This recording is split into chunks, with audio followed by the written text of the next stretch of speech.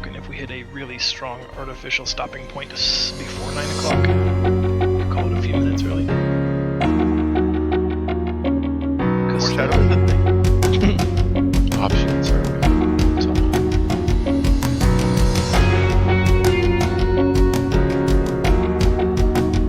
I do think we run down. Get people hearing this. Nice.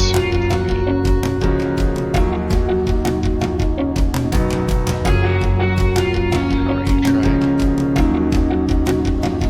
Oh, good. It's been like a, I don't know, it's like a busy week, but I feel like I have nothing to show for it, so it's like the worst kind of busy week. Where it's already Friday and it feels like it's just Monday, but I have like, I've made no extra money, I still have laundry to do, like I haven't accomplished anything.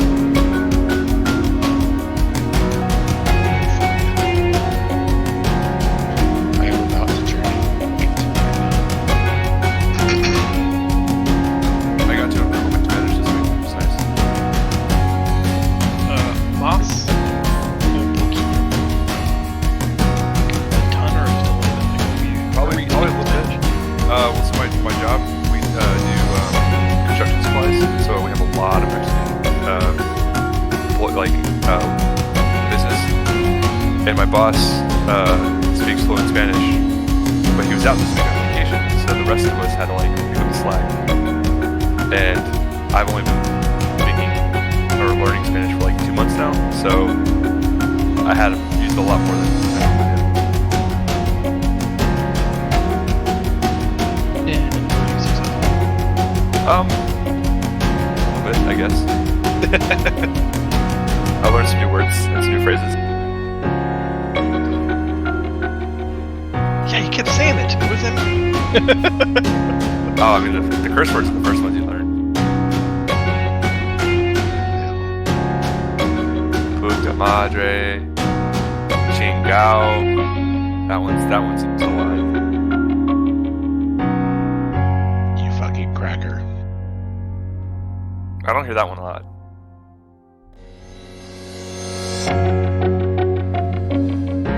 It's my favorite because I say it in English.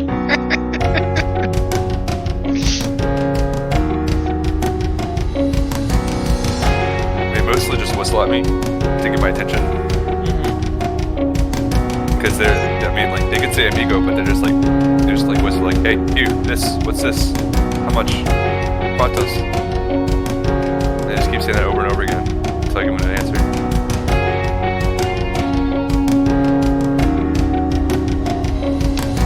No say. I had a friend that ran a little painting crew for like a apartment slum in a college town near here. And he was like, yeah, I don't know, they're not that hard to work with. I barely speak any Spanish, but they respect that I try. And I'm like, oh really? And he just goes, hey, Mexicans, El Lunche time! And I'm like, oh boy. And then they all crack up their ears, and I'm like, oh, I think they respect the beers with lunch more than your attempt to learn their language. We get a couple regulars come in, and they're really nice because they'll just like sit there and work with me. Like they speak not the best English, but pretty good English. And so like I'll be saying something and like, no, you say that wrong. You say it this way. And I was like, oh, okay, thank you. I say lo siento a lot. Sorry. No, I'm just talking about how I speak. I'm learning Spanish at work. I made a joke. very well. I was making a joke. Yeah.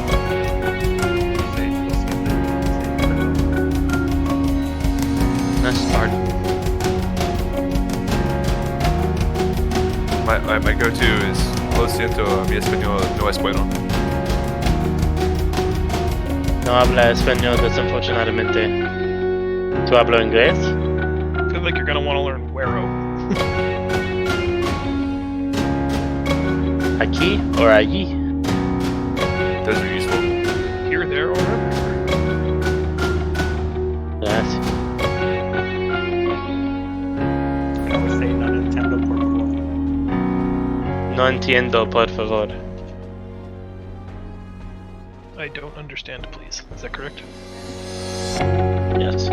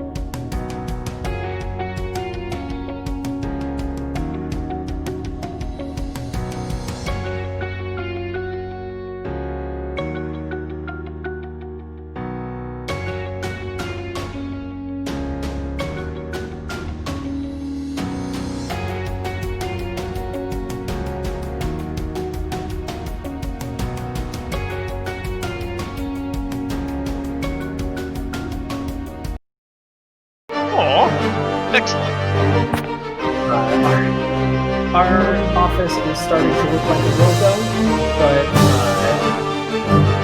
it'll probably be fine. One of the major protests that we were first afraid of, that they were like, we're going to protest all week. They just canceled because they shit. Who's got that kind of time? So we're looking at like, all right, things might actually be calming down.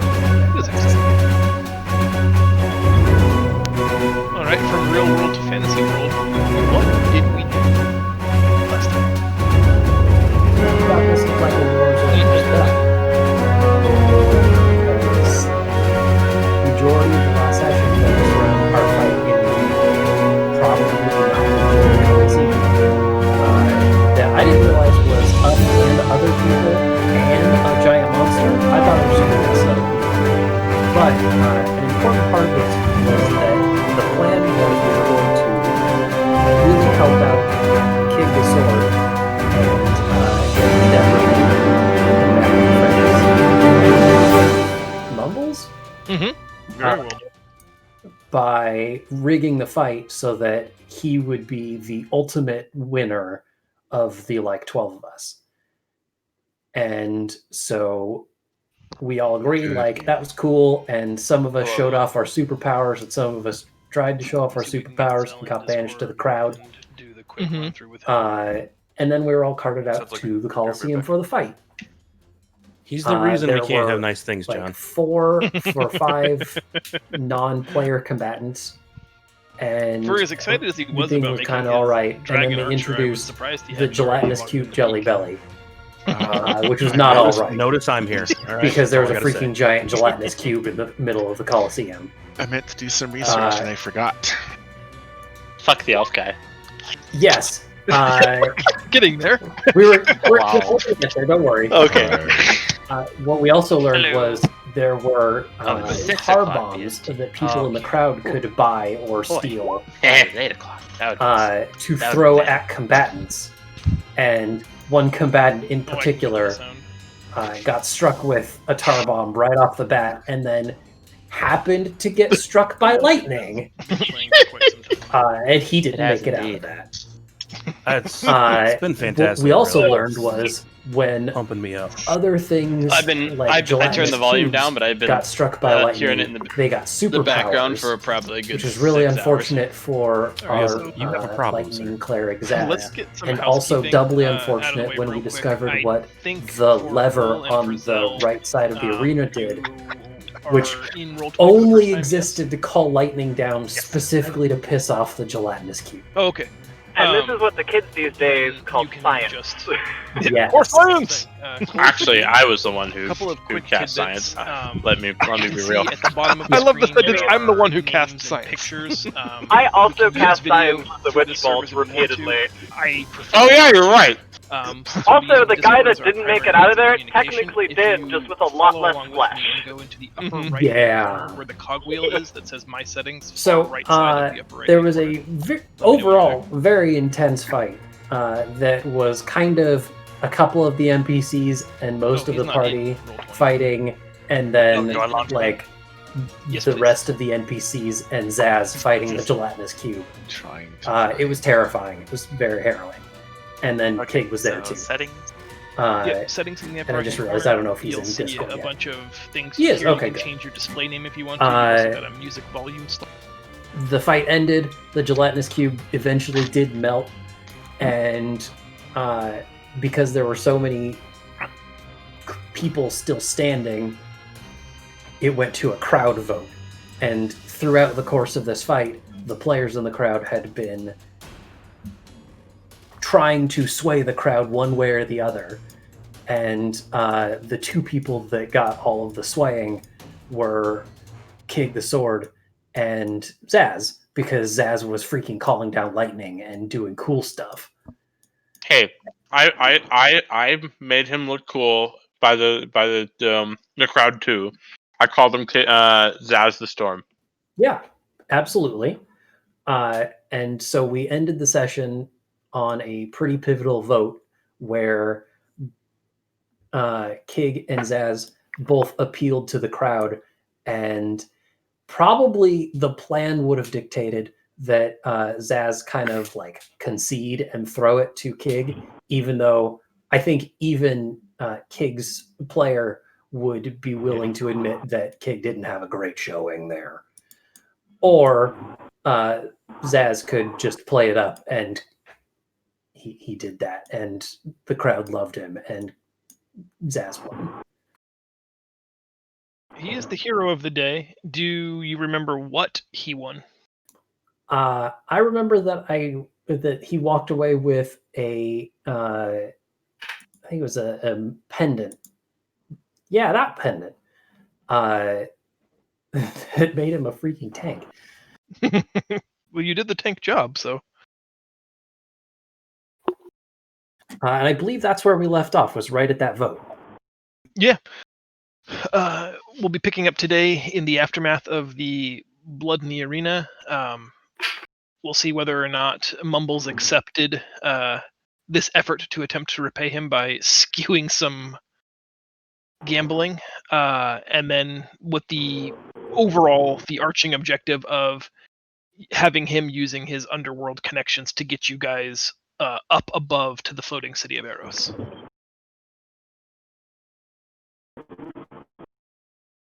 So let me just shift some stuff around here. Go back to the low town for just a second.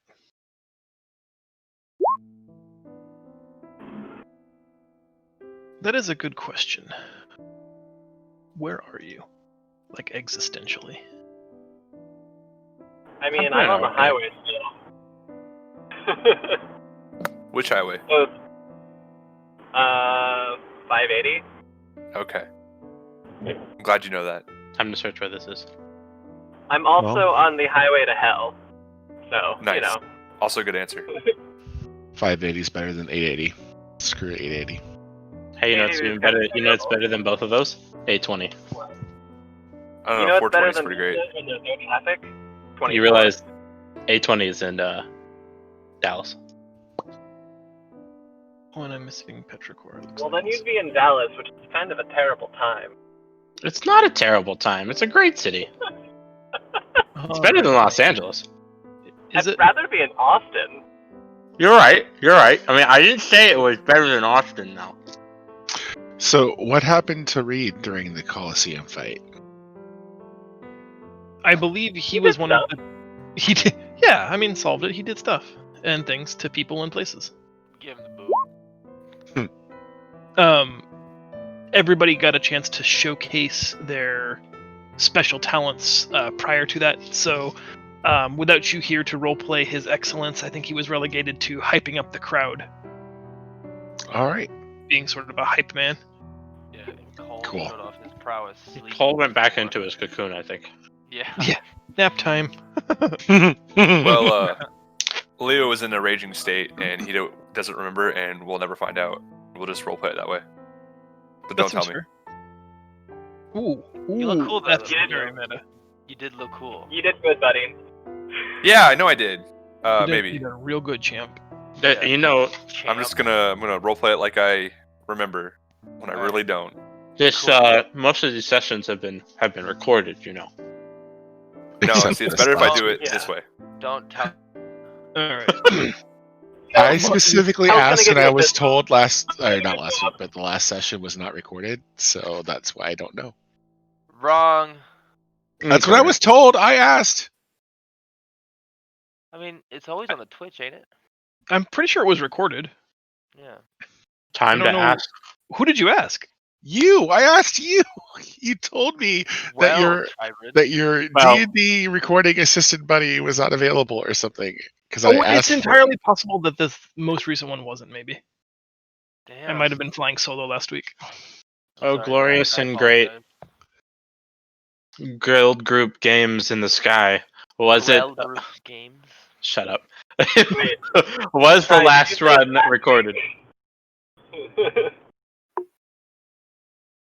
I'm I'm not pretty sure it was streamed, at least, because I know people were watching it. Yeah, Yeah. it's got to exist somewhere. I bet I there's a will- VOD. If it's not already on the channel, which I'm embarrassed to say I don't know for sure, I will find it. it must exist somewhere. Also, did Guild Group Yes. Games change to try something new? No, both channels exist. Try is just my channel now. Oh, I'm trying to create a separation between stuff that is kind of exclusively mine versus the guild, which belongs to everybody. November 13th, okay. 2020. That sounds right. Yeah, Mhm. it's a VOD on the Guild Group Games Twitch. Boom. Okay. Solved Bada bing, that. bada I'm boom. jumping off. I'm I gonna will have be to on my find it. computer. Drive safe. Don't Okay. crash. Yeah, be careful. I just parked. Woohoo! Drive Oh safe. god. That Park was easy. safe. Was that, Park was safe. that, Walk safe, that- don't fall Wifey. down. was Yeah. that parking intentional? Yeah. In a Got my trail parking run, I spot think it is intentional. Yeah. right at the base of this sycamore. No, no. All right. As soon as we are done in the arena, you guys are escorted out by the large orcish bodyguards. You are met by Jet, the bounty hunter and sort of enforcer of Mumble. She shakes her head almost knowingly. There's like a sign of that peer approval. She was pleased with your performance in the arena, but the fact that she's silent, oh, that's not super comforting. Maybe Mumbles isn't going to be as happy as you're hoping he was going to be. You are brought back to the antechamber before that large sort of Junker's hall that is his throne room. As before, you are asked to lay down your weapons before you will receive an audience with Mumbles. Try, can I interject real quick? Please do. I would like to politely request of Jet that we just take a break and like give us 15 minutes. Like a short rest. Not even necessarily a short rest, but enough time for me to cast a prayer of healing. Okay. She Because I know that we got freaking messed up. I got beat to hell. I'm almost dead. she Damn. pats you gently on the shoulder, stooping, almost in a it's obvious I'm much bigger than you kind of way, and just says, I Mhm. normally prefer my men to have more staying power, but certainly I can buy you a few minutes. Oof. I will take that in tow. That's rough, buddy. And finger. A big toe? Let me move us back to the arena sheet just so you guys can interact with characters if need be. I win. Great. Oh my goodness.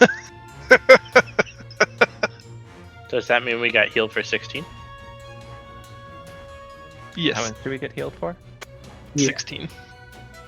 Okay. It's something. It's something.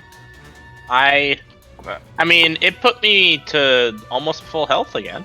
Yeah. Pretty good. Yeah. Yeah, I guess if you have virtually no hit points, then 16 is quite a bit. Yeah, Oh, I yeah. mean, it's a positive. I take him where I can get him. There. See, we go. Leo's not happy. Is he ever though? Yeah, that's not a lot. He had 69 HP, and now it's ruined. Nice. No, that was my max, I'm pretty sure. Does okay. anyone No else need leveling up. healing? Try. Sure. I can't control my skeleton. Well, we got two. We got two people that potentially could use some healing. We got Zaz, who's at half health, and we've got me, who still needs 3 hit points if we're gonna go to full. And then we have I'm Pig. sorry, I haven't done my own stuff yet. Oh, well. I need 5 if I need to go to full, so I obviously need it more than Lab over here. I have a max of 27, sir. I need as many of these points as I can get. That sounds like a personal problem. That sounds like It does. class design. Anyway, And a personal problem. I have 5 Alright. Constitution and 27 hit points. Try You know not how to- that makes me feel? Zaz gets Plus 5 to Constitution, sorry. 9 Okay. plus number of hit die. The number of hit die or the number on the hit die? The number number of. of the hit die. I like your very creative rereading though. Okay, this is It's stupid. 5 Alright, plus number on hit die. Number Alright. of hit dice. I'm gonna go see if I can play this on my iPad because holy shit, I'm still getting that weird lag. Are you in a Chrome window? I am, but I don't have any other browser. Yeah, Oh man, maybe. I can't highly recommend Internet Explorer. It does the same thing on Internet Explorer. Wow. I- You're so for better old school or for using worse. Internet Explorer. I find Firefox to be the best web browser for Roll20, but they have said it again and again that for whatever reason Chrome creates problems. So weird. What problems it create? I don't. I have no idea, but I have played it on Chrome and I get tons of lag and Try that joke is even funnier now that they renamed it to Edge. Edge. Yeah. Yeah. All right. You guys take a few minutes in the antechamber as the Orcish thugs collect your weapons. You're preparing to have audience again with the Junker King of Lowtown. Zaz whispers a few soft prayers to the Stormlord, and the crackling bits of lightning seal up your wounds, almost cauterizing them painlessly. Is there anything else we would like to do as a group before having our audience with Mumbles? Can you all just congratulate me on a I would great job? like to try and disguise my skeleton. Do you have a disguise kit? I'm pretty sure I do, since I disguised Opie. That seems right. Roll your proficiency with it. Let me pull up. Wait, where is Opie? Disguised. Oh, there's a badger. Yeah, yep. I actually don't remember where we put him. There should be disguise kit proficiency. Do you remember what attribute it's supposed to be? It should be wisdom.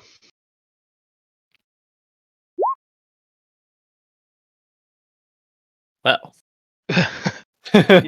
You slap a cloak over it, put some putty on it, do a little bit of painting. It is not great. You recognize it as not your finest work, but it's the best you can do with the supplies you have. It's in the middle of an arena. I'm working with what I can get. Mm-hmm. Like maybe one of his eyes is a marble. Okay. I got a bad feeling about this. If there are no other last minute addendums or provisos, then it's time to go inside. Actually, one last thing. Does the skeleton still have whatever armor and weapons the combatant had? Or is that... Yes. For the purposes of the spell, like, I'm not going to modify the existing character sheet for game balance reasons, unless there's like if this skeleton didn't have a short bow, then we might subtract that. Or if you made a zombie, or if you made one later that like had a lance and you really want the extra 5 feet of reach, I'm happy to add that. Okay. I'm not sure that I'm going to give like a skeleton a heavy repeating crossbow or something. So yes, but ... Fair. I just wanted to ask. Mm-hmm. Am I downloading Firefox just to play this? Yes, I am. Just think of it as another game platform. Yeah. Clearly. This is All annoying right. enough. The game to the throne room is thrown open. That clogged, musty smell fills your nostrils as you're escorted in. Mumbles, whose left half of his lower jaw is, still missing. Drool just running down that side of his face. You cost me more money again, Kig. What was that? Listen, I was just trying to do my best. I put out my good work. That's all I ever do. I didn't even see you use the sword. Sometimes, you gotta just analyze the situation. And, the sword wasn't my best bet there. He stands up, his just giant bugbear form sort of overshadowing even the big orc bodyguards, and he just takes 2 steps down so that he's on the same plane, the same level as you, and just takes 2 steps towards you. Very good thing for all involved. He pushes you aside, moving towards Zaz. That I put all my money on this one. Well done, my boy. He just starts like gently, almost like massaging your scoots. The pressure increases to a point where you're confident he could break your back if he wanted to. But at the moment, you're in his good graces. He's thrilled, and as you are being massaged and congratulated, you see two smaller goblin women just dragging in a sack full of coin. Like literally, it's so big they can't even lift it between them. They're dragging it through the sand that fills this room. Can someone put something in chat really quick, like really fast, like right now? Thank you. Okay, so now it's on time. Whew, that's annoying. Butts. And I like that Zell did butts so fast, he didn't even have time for the second T. I do enjoy the butts. That is a man of... It's not my best work. I appreciate it. I highly, like no, like for real though, I highly appreciate it. Thank you. Going back, he strides away from you, drool still streaming down his face. Well done! Well done, all of you! Now, what can Mumbles do for you? Well, we need to get up to the city. Oh, you're still planning on doing that? You don't want to stick around for a few days and see if we can't make some money together? Nope. I don't live that far from here, so I'm happy to come back, but we really need to go up there. I like money. Do you like money and sex? I elbow Keg really hard. Hey, it's my sword. I only like money. That's a huge bummer. Consigning himself to honoring the agreement. Very well, very well. Once you come back down, though, perhaps we could arrange a championship, a battle royale. One champion takes it all. Nah. Yeah, maybe. That could be fun. Nah. That's my boy. Excellent. He just turns from you immediately, like, this is how his mind works. It just shifts gears. Immediately moving to the next thing. He just bellows in a way that echoes throughout the hall. Frax! Get me Frax! A small, robed and humble goblin sort of limps into the chamber. Yes, mumbles. Frax! These friends of mine have to go up. When's the next opportunity? Mr. Mumbles, the conveyance cannon isn't ready just yet. Well, when will it be ready? I will need several minutes to calibrate the conveyance cannon. It takes a minute for what's the exchange to wash over you a little bit. Yeah, he did say conveyance cannon.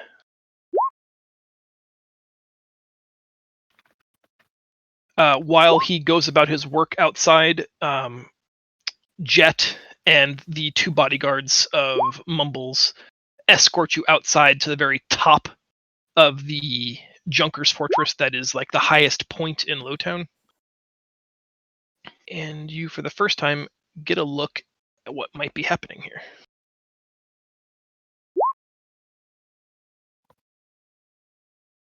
Above you, the beautiful, peerless city of Eros floats in the sky. There's a small, ancient, runic sigil of teleportation carved into the stone at the highest point of this area. And you watch the goblin tinkerer messing with what honestly looks like an old school black powder cannon, and he's carving runic etchings in a small black orichalcum disc.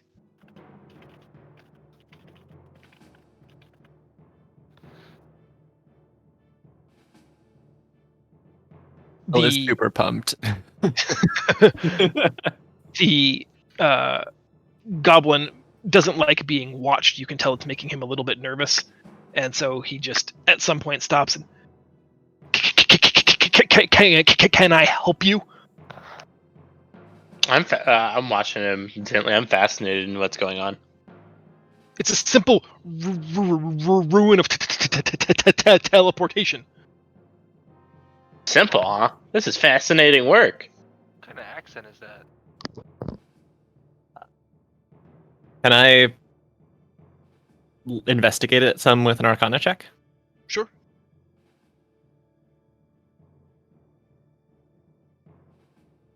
Would it be an Arcana check or a Knowledge check for if I remember any of these runes from my readings? Oh my god! I think Arcana is the correct check. Kel, he's not misleading you at all. These are definitely, telemancy school runes. This is obviously a teleportation spell of some kind.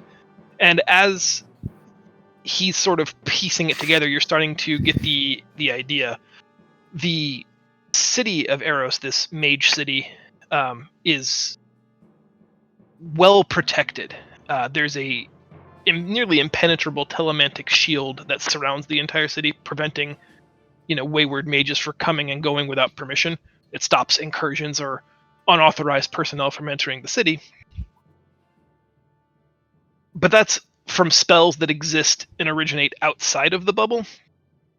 It looks to me like his plan is to fire a telemantic disc to a portion of the city that is temporarily unshielded, and then you guys will use it just like a gateway, like the one in Pendilor that takes you from point A to point B. So you'd step in here, emerge wherever that disc is shot.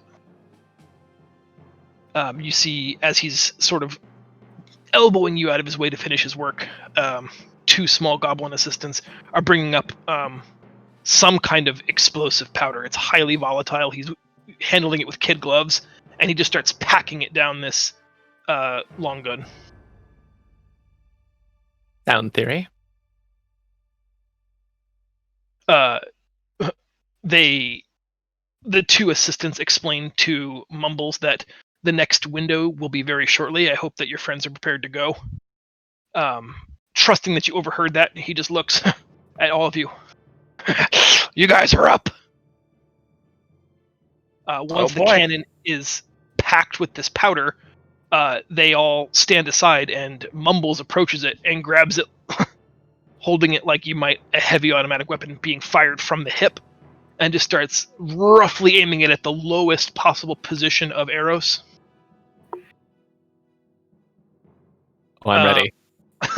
You guys watch on as you can hear this soft sort of grinding of steel on steel from somewhere up above. It echoes in this vast valley of shadow created by the floating city. And a torrent, a rush of refuse, both solid and liquid, begins to pour out of one of these lower holes in the city. And as soon as it starts streaming, he takes careful aim, and with a thunderous boom, fires the disc hundreds, maybe even thousands of feet into the air, landing inside that hole. Immediately, yeah. Why that to be the sewer? There's always a back door. Aperture. Aperture is the correct word. That's a polite way to put it. Frax the Goblin immediately goes to work, standing at 3 important points on the runic circle here, and soon it is humming softly and pulsing with a white-blue magical aura. He stands back and says, "It's ready, boss." Well, time to go. Oh, I'm already there. You've already stepped in. Oh yeah, fuck yeah. I live for this shit. I follow immediately after. Reed does, rather. As the last of you steps into the teleportation circle, Mumbles cautions you. Remember, if you get caught, you don't know me. Good luck. Uh-huh. And I step through the portal. Who are you again? You're already through. You didn't hear that. I know.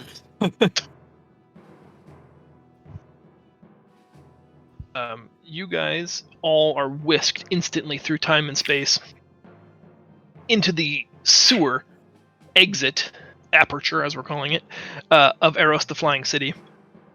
It is dark and dank and musty, and above all else you can hear the tinkering sound of something skittering around in the darkness just beyond your vision.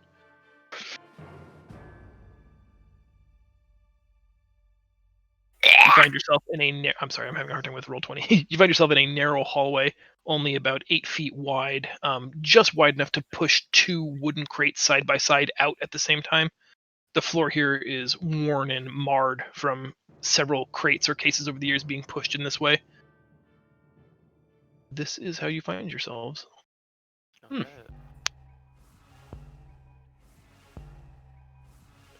Leo and I guess Kel probably would have been the first 2 through. I need both of you to make perception rolls, please. The bowels of Eros. Oh, hey, high five, Kobold team. We have dark vision. I don't. I do.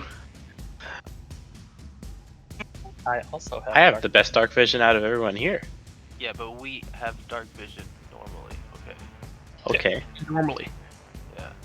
I have it. I have it because of my magic. Yeah, we don't I need no. forgot to take off advantage. I apologize. It's okay. Out of the way, Leo. Let a real Both man. of you are the first ones in. You sort of peek around the corner out into the larger area.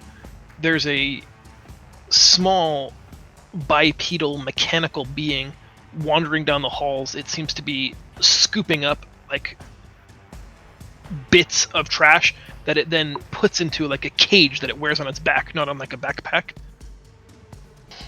To the right, deep down the hall, you see a large floating globe, a mass of almost organic materials that is covered all along its outer circumferences with eyes that open and close with just a glaring red iris. It doesn't look friendly.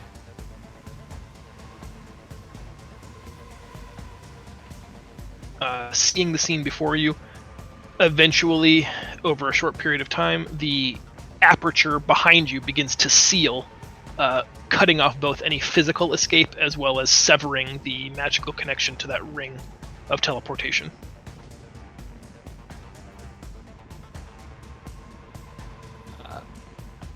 Would the eye thing be something naturally occurring or something that I might recognize from magical? Anybody with trained Arcana could roll. Sorry, proficient. I assume similar for the oh heck. Do you want me to do a separate roll for the mechanical thing? No, that your roll is sufficient. Okay. The fleshy globes are, in your mind, just a variation of the arcane eye spell. They are likely not terribly dangerous in their own right. However, they are like consummate observers. They see all. They're probably some kind of security measure. The other thing looks like some kind of miniaturized shield golem, a very basic mechanical construct. Maybe something akin to a monodrome. Capable of performing only menial tasks, no higher function. Kind of just like you tell it to do its one thing and it does its one thing. Then we should probably sneak around to the left. Do you guys see the big things in the corners? I'm trying to not think about those because we don't know about them yet, but yes. No, nobody sees them. I really tried to do this as a dynamic lighting map, but there were so many corners that it just looked like shit. So what's the lighting like in this place? Low. It's very, very dimly lit by ensconced torches like every 60 feet. If you don't have dark vision or low light vision, then you're seeing barely 5 feet in front of you. So I got dark vision and I got Skulker, the feet for Skulker. I can kind of just like walk around in the dark without being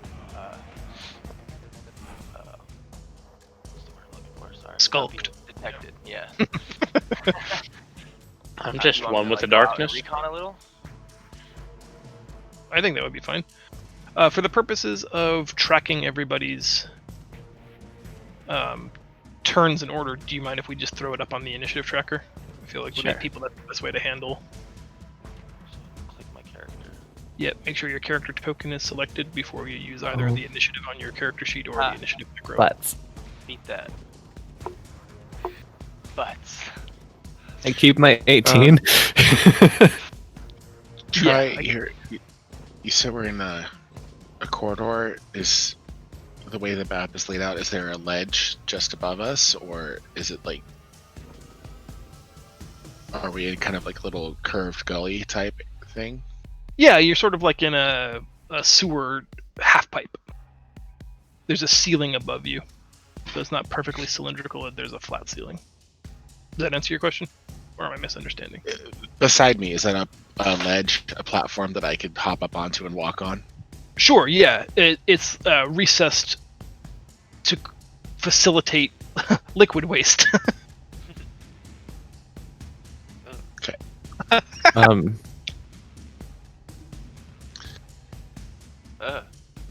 Why is there stuff behind us? That's mine. Try, do you remember if I had a badger or a giant badger? It was a giant badger. Let's see, I'm pretty sure it's giant, but I think it's still on the arena thing. I mean, I can just... I got 13 hit points. Oh, it is a giant badger. Let me migrate him over. Did he not come with us? No, he didn't come with us, but I dragged both the skeleton and the badger Okay. over Awesome. already. Thanks. No problem. Alright, Kig, because of your high initiative and the fact that you're a skulker, what would you like to do first? Well, party. What do you guys think I should do? Like, I want to kill the eye. We should party. But That seemed like his command, yeah. party. It's probably not safe to go out in there and just destroy property, right? Like, they'll detect something at that point, even if the eye doesn't see me. Them losing a communication somewhere, it's probably going to detect someone else. I guess I want to go out and... Yeah. I mean, if you can take out the eye, that's probably not a bad idea. Oh, I could take it out. Are the stairs right here, do those lead up? I can also find that out. They lead to nowhere. It's either unfinished or it was just meant to create an elevated platform to avoid waste. Okay. Do we have any idea how to get out of here yet? No. Okay, cool. Were there any like critters around? Maybe a rat that I can somehow coerce into perhaps showing us around? No, Really? there's actually a surprising lack of the traditional filth associated with a sewer. There's very little organic material, and what little chunks and bit of debris and detritus seem to be, quickly cleaned up by these weird little monodrone creatures. This seems to be honestly a well-maintained sewer, if there is such a thing. A clean sewer. It, as oxymoronic as that might be. I suggest that we could create a mess and then use that as a distraction to get around. Get around the big sculptures?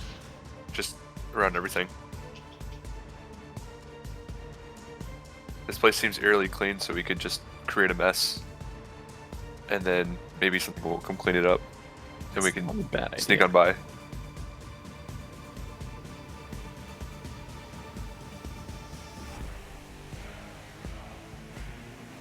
Well, Kig, you have the... I'm for it. Let's make it happen. Yeah. I don't want to do anything too reckless that's gonna get me caught.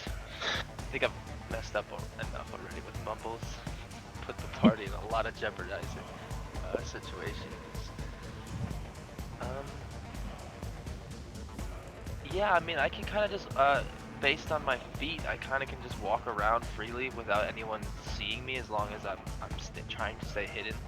I feel like most people can walk on their feet, though. Well, I also have that superpower. Not their lizard feet. You got lizard feet. I mean, I want to hear it.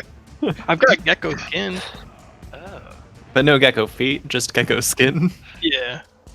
Just nothing adhesive sticks to me. All right, I'm gonna move on ahead, and I want to see what this guy Is it okay that I have full view of the map and like I want to go observe in a specific area? Yes. We're like adults. It's a game of the imagination. If you want to, I guess, cheat and look ahead, and that's going to inform your decision, that's how you play games. That's cool. You want to cheat to the last boss in Candyland? That's your business. Well, I just want to kind of go here and make an observation of what these 2 pits are. Sure. So I'll do like a hop, and then like a flip, and then another flip. Ooh, a hop, a flip, and a tumble. Yeah. Yeah. As you begin to make your darting serpentine kobold feet approach to these large open circular areas, as soon as you crossed this intersection here, there was a chime. It sounded almost like a soft, like a dinner bell, and the orb sentry begins to move closer to the objective, and you can hear multiple other bells chime, echoing in the area in the sewer where you are. Not unlike some kind of like echolocation. Perhaps they're even communicating. Did you pull this from the raid? Kig, it was actually like, it was before my raid prep because we haven't played in a while, but it is not entirely dissimilar from Shriekwing. It's actually borrowed from a home game of D&D that I did a while ago. Kig, I need you to make a stealth check for me, though.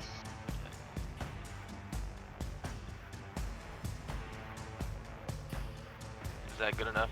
That is quite good. Nice. You dodge, duck, dip, dive, and dodge with the best of them. Literally becoming humanoid shadow.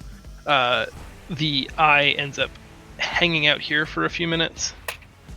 Not seeing much, it just remains stationary there.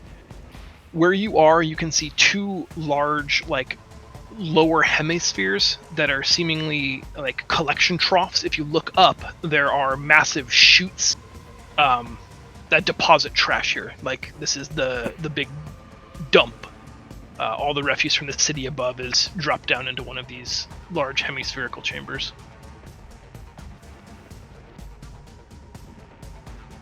Okay. And is it still my turn? You have an action remaining, yes, sir. God, I can't communicate with anyone back at the hallway. I think if you yelled, they'd probably hear you. Yeah, I'm not gonna yell. Oh, okay. Well, that's your choice. Well, I mean, those things are big eyes, not big ears, right? That's true, yeah. And we all established ears can't see in the dark. That's true. It's true. True. Okay, well then I'll yell to Saz because he's who I'm most familiar with. Like, hey Saz, there's a chute over here with a bunch of trash. I think we can fit up it. Is there any rope? Wander. As you yell to Zaz, I need you to make a stealth check with disadvantage. Oh no. Zaz's response is going to be to put his palm on his forehead, because of course that was a bad idea. Okay. Hell is also going to face palm. Okay.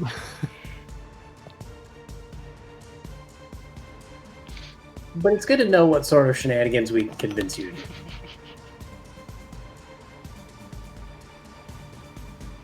I can't heal that.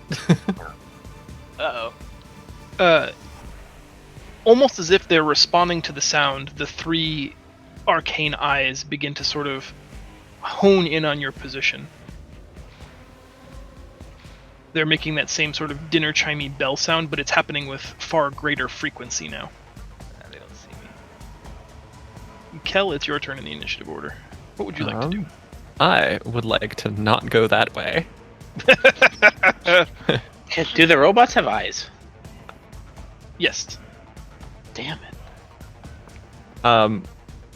I'm going to see what happens when I get close to this robot and bring my skeleton and giant badger along with me.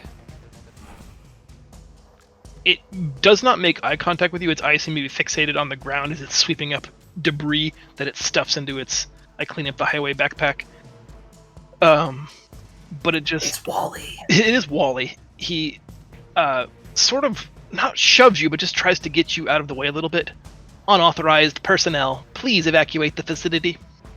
And then when it sees the skeletal, it just it makes like a sad noise and just starts trying to clean it up. It's literally trying to pull pieces off the skeleton to put in its basket. Well, that's unfortunate.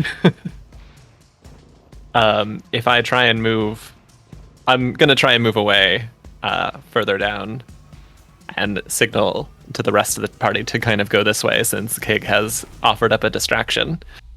Okay. Wait, what? Thank you, Sacrificial Kig! Thanks, Kig, bye!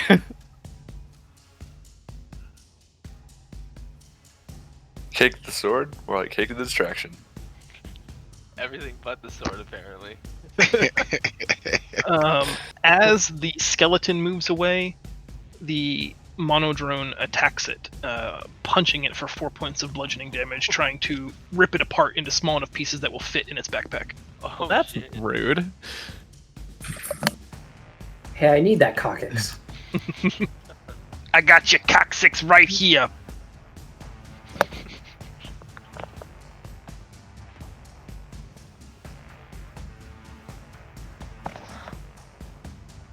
I think that's all for me. Reed, your turn.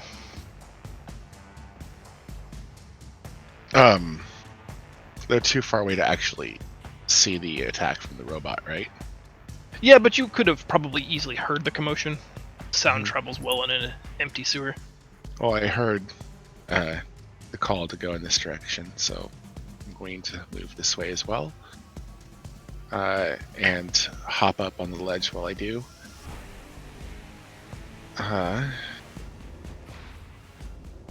Is this robot giving chase after them? Yes. Actually, instead of hop off the ledge, can I move into melee position and attack it with a melee weapon and then spend a key point in order to attempt to stun it? Sure. Okay.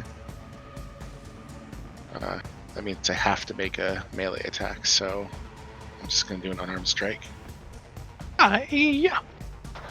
Oh. Oh, good. Oh, no. I was just thinking I hadn't opened the critical fumble table yet. That's all right. The robot was looking for trash. Did Hey. nice. I was just thinking, did Mumbles give us back our weapons? Yes. Okay. It wasn't making sure. explicitly said, but I wouldn't do that to you. I Okay. mean, I might do that to you. Well, That would be that's why I'm really That asking. would have been So. fun, yeah. I hit him with my staff. Ooh, about that. Ooh, about that staff you don't have anymore. Did you remember to take the He's staff still back? got a staff. Oh, dick joke. All right, Reed, go ahead and roll on the fumble table for me. Shit, that's 100, right?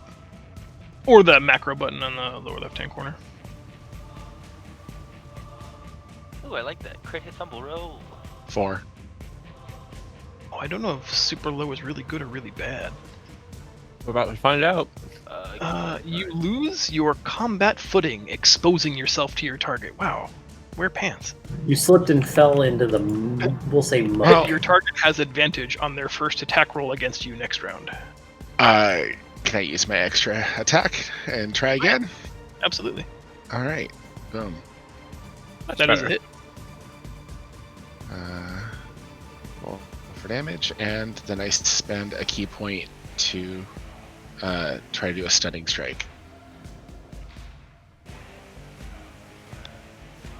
Do I have to make a con saving throw? Sorry. It has to be a We have Constitution saving throw. Does 19 work? Oh shit! I don't know. I feel like it must. That seems really high to me, but I guess you're in the 15 or 16. You have to range. beat my armor class, which is 15, right? Nice. No, you'll have a saving DC. Shit. It's going to be 2 plus or 8 plus your proficiency bonus plus. I'm going to guess wisdom, but I don't know that for sure. My proficiency bonus is 3.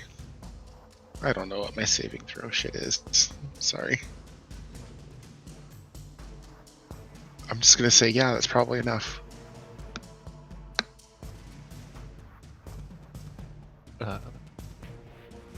It's weird because on your character sheet it doesn't actually give you the DC. Yeah, no, it doesn't.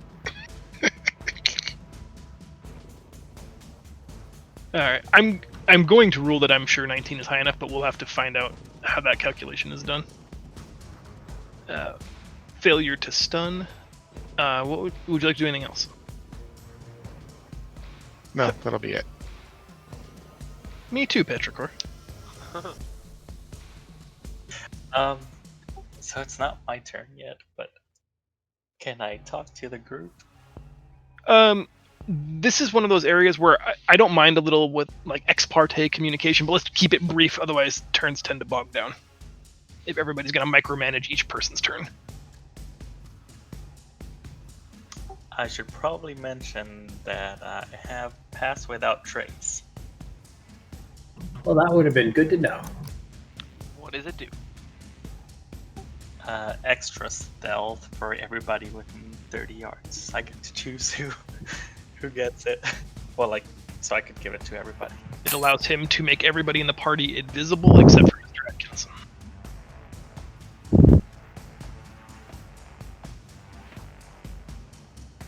Was that glass breaking? No. I promise. Didn't know if I had to wait till it was my turn. Yeah, you will have to wait. One, so. Okay, just making sure. Zaz, it is your turn in the initiative order. What do you want to do? You see, Kel has run down the hallway with a weird monodrone servant chasing after him. Reed tried to intercept, punched it once, missed wide, hit it a second time pretty firmly, but then just looked in amazement as it wasn't destroyed in one single punch. He seems disappointed in himself, a little disheartened maybe. Well, Zaz is...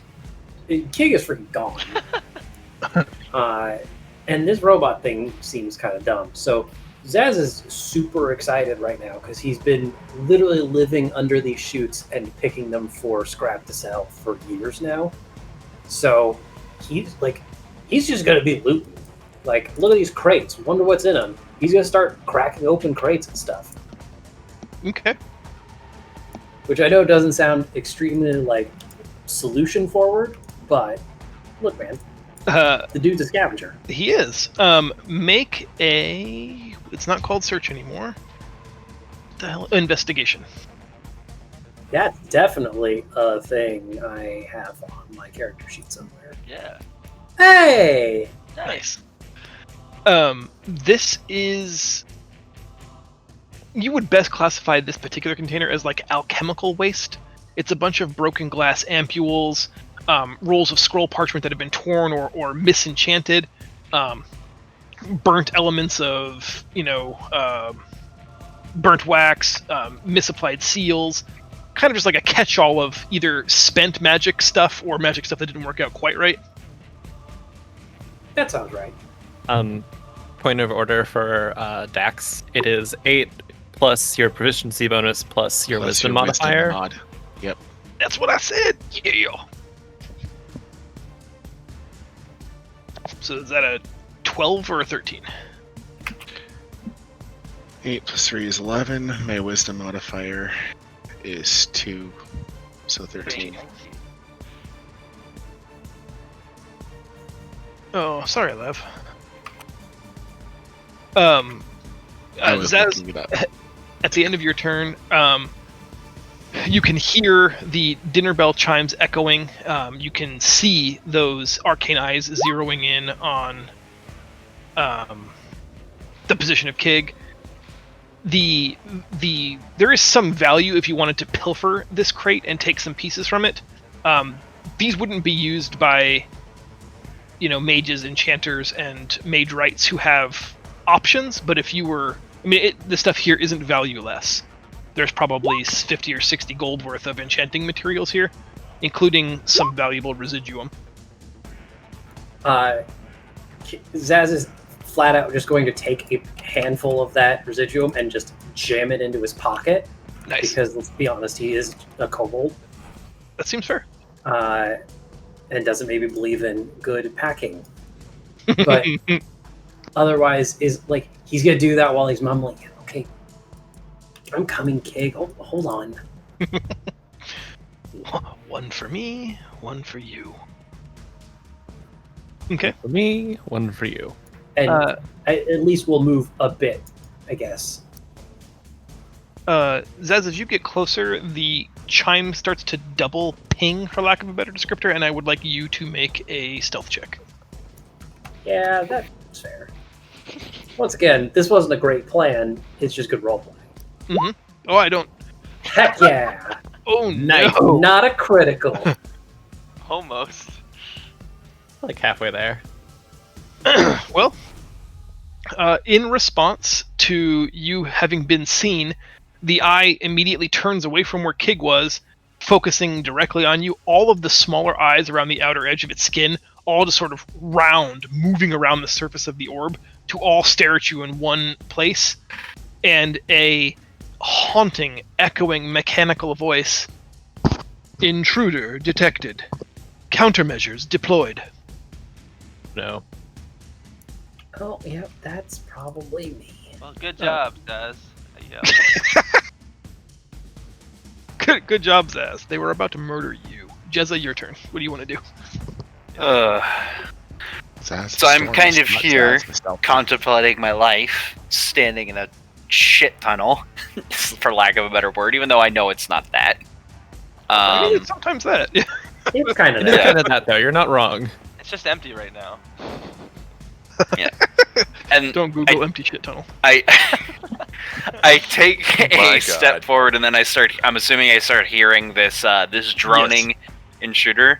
I kind of look over at Zaz and I yell, "What did you do?" Yes, no one blamed the other kobold that went further ahead. Yes, and you yell, "What did you do?" Yes, I did actually, because at this point subtlety is gone. Laugh. Hell face palms silently again. Yeah. Zaz is going to very briefly respond to that just by holding up the pocket full of residual. Nice. Worth it. I kind of just drop my eyebrows, just oh right, the scavenger, and then let's see. So from here I probably can't see anything, so I'm gonna make so hold on, character sheet. Be fast about this. I have a speed of 40, which is 8 squares? Yes, 8 squares. Mm-hmm. 2. So I could probably, from here I could see up and down this hallway here, I'm assuming? Easily, yep. Yeah. Okay. And the area where Kig is standing, this is kind of you would say the highest point, looking over the, and then the 3 exits to this area, or the way you described it, would be these trash piles. They'd be the holes in the ceiling above them? Correct, yeah, the downshoots. Okay. There's no small exit tunnels or water flows that have open grates or anything like that, I'm assuming? Not from where you can see now. Okay. I'm not saying they don't exist, but... That's true. Okay. I'm going to use a key point to do... where is it? Dash as a bonus action. So I have to minus a key point. So I'm now at 4 because I should have restored that. So that's 1, 2, 3, 4, 5, 6, 7, 8. So I have another 8. So from here, if I was to look to my right, do I see light coming out of what I think would be a passage on the right-hand side of that tunnel? No light, but it mimics. It almost seems to mirror the passage that you guys were teleported into. Your intuition is that it's another evacuation port, but the door is sealed. There's no daylight casting through. Even right here, where I'm do I see where light you're coming pinging? from? I see the ping. Yeah, no light. Okay, no light. I'm just gonna move further north, and 1, 2, 3, 4, 5, 6, 7, 8. And I just say, I'm finding a way out! I'll scream when I find it! As you disappear into the darkness, leaving the party echoing that you'll come back for them, maybe, you hear the heavy sound of large like heavy plate mail footsteps, clang, clang, clang, down the hallway adjacent from you. Oh no. Something large and well armored is moving towards, heading south from your position, relative. Oh, okay, I see what you mean. I guess as a goblin, just as a monk, I just don't really have any more options. Like, I can't just like. I have dark vision, so I can pretty much see in these lines. But I'm just kind of wondering, like, there's nothing really I can do because that was my bonus action. But I think I'm probably done. Okay. Yeah, I'm gonna go with I'm done. That was my turn. Yeah. Give me just one quick sec here, fellas.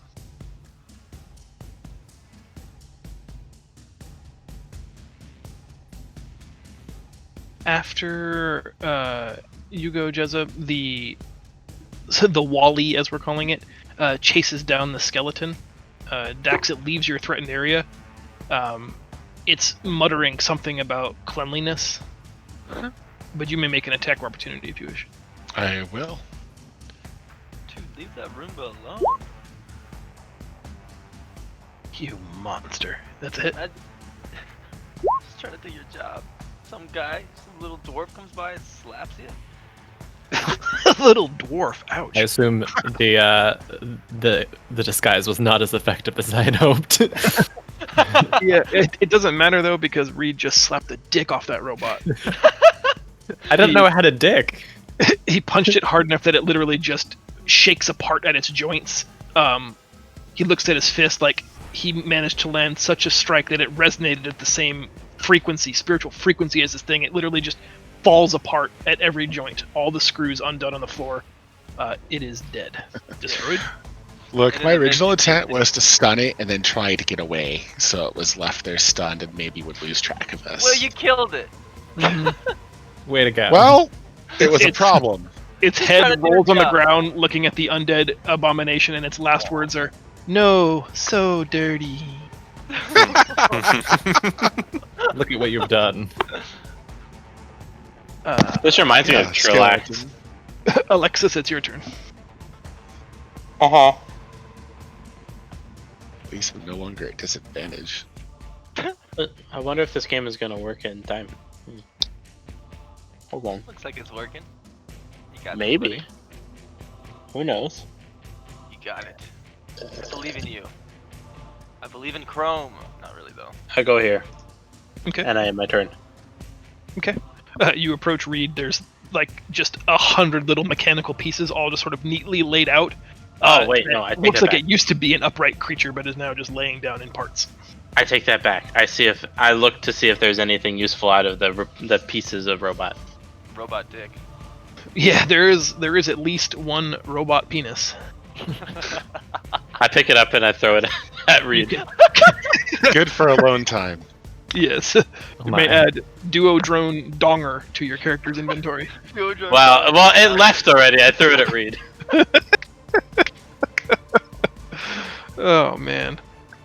I duck. You miss. Oh, hold on. If we're playing this game, hold on. I don't think I missed. Oh, I'm gonna load the duo drone donger into my crossbow like a dick bolt. Oh yeah. Okay, I was trying. I wasn't trying to load. I was trying to find some kind of attack roll I could use to be able to hit him. That's not what I was loading. Non-lethal damage. Yeah. Depends on how big it is. I don't know how much theoretical damage with this. Oh my lord. Well, I'm not actually doing damage. I'm just saying. Look at that. 10 damage. Yeah, 10 points of dick damage. 10 points of penetrating damage. Oh my god. Which is plus my dex modifier, plus Nice, my monk yeah. level. So Okay. All right. Let's go. I'm sorry. Remember when you were saying we were all adults? Yeah. I don't remember that. I never So said that's that. 18 for deflect. Thank you. Literally snatching the 18 for the deflect, arrow out of the air. You realize I rolled a Being robot 19, donger right? is with a snatch. You realize I rolled a 19, With a right? That fierce would still grip. hit you. I know we're playing Snatch Game. The damage God. is reduced by 1d10 plus my dex modifier, so it did 0 damage. And I snatched it out of the air. Alexis, do you want to take any like real action, No. or just playfully chuck a robot donger at your friend? I'd playfully chuck the robot Nunger at my friend. Yeah, you make like a little vibrating sound. Yeah, just chuck it at him. Makes you wonder why they built it for. I definitely catch it, laugh, and toss it to the ground. Ew. Boy. Why does it need to lubricate? Oh God! You Is it doing its self-cleaning cycle? Did we Yes. interrupt that? Was it? No, my shame. Do it, Leo. I'm gonna Hey. move towards Do it. When the dicks come flying, I'm a pro. small people, the goblin and the kobold, and then I'm gonna see this giant eyeball here. I'm gonna go sorry, here, phrasing. And I'm gonna squish it. Uh-oh. I'm gonna squish it with Manville. Overhand. Manville. Just gonna squish it. That sounds like That's a it? brilliant plan. I'm gonna crush it with my enormous manville.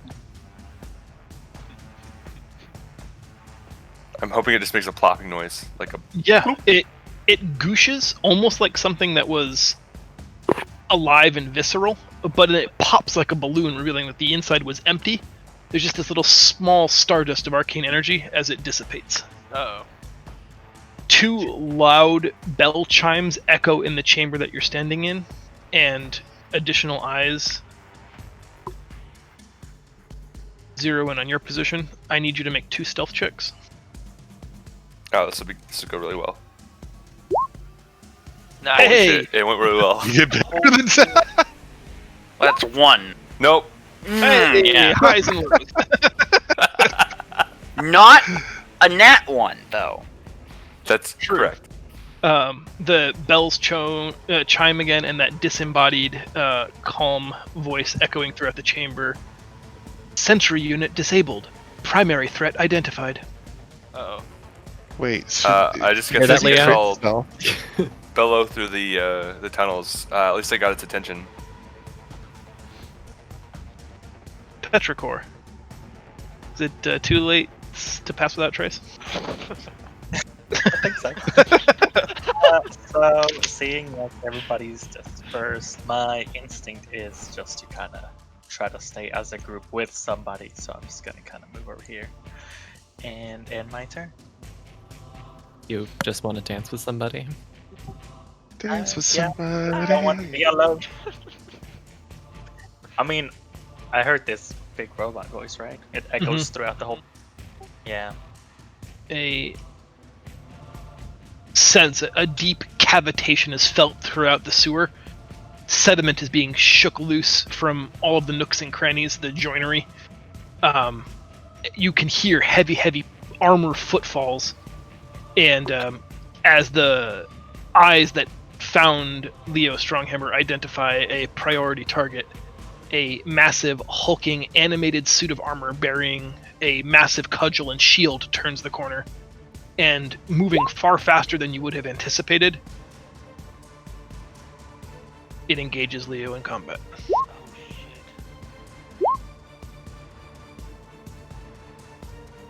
It just came running out from there like the armor titan. It will attack I've twice. seen bigger. What is your AC? 13. Oh, And you are not currently raging, is that correct? Correct. what are you wearing? You take 29 points of damage. Nice. It hits you twice with the maul in rapid succession, taking almost no time to retract its piston-like arms. It strikes you forcefully twice. And Kig, it's your turn at the start of round 2.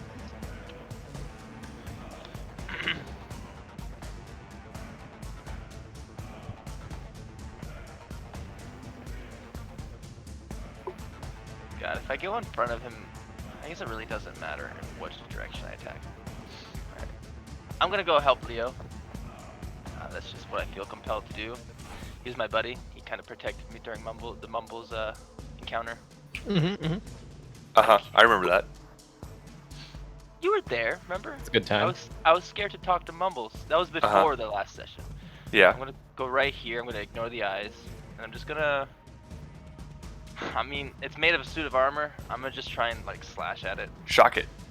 Okay. I don't have any shocking spells. You don't have a lightning spear But trident? due to Skulker Just and say my- something shocking. Your mother was a snowblower. Skulker Do you not have attack the- tactics give me advantage. Do you not have the trident anymore? Sneak attack. Yeah, you have the trident. I just don't But know how to attack with it. So You throw it. It's a trident. Yeah, I thought you were Kig the trident, weren't you? For a minute. for a minute, yeah, I don't remember what happened to my trident. You still have it. There it is. Oh, okay, sorry, it's not in my character sheet. I just didn't know how to. Ooh, yeah, it's in my character sheet. Sorry. Whoopsie. Did you leave a magic item unattended, Kig? I honestly might have. I did throw it the last time I remember. No. Okay, yeah, I'll use this. It's got piercing damage. It'll probably go through its like rivets.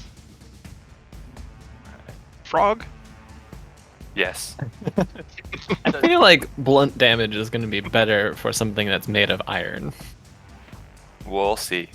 Well, you know what? I don't have either of those. So we're gonna have to go with piercing. Maybe I can get like between his shoulder or something. You know? True, you're not Kig the Hammer.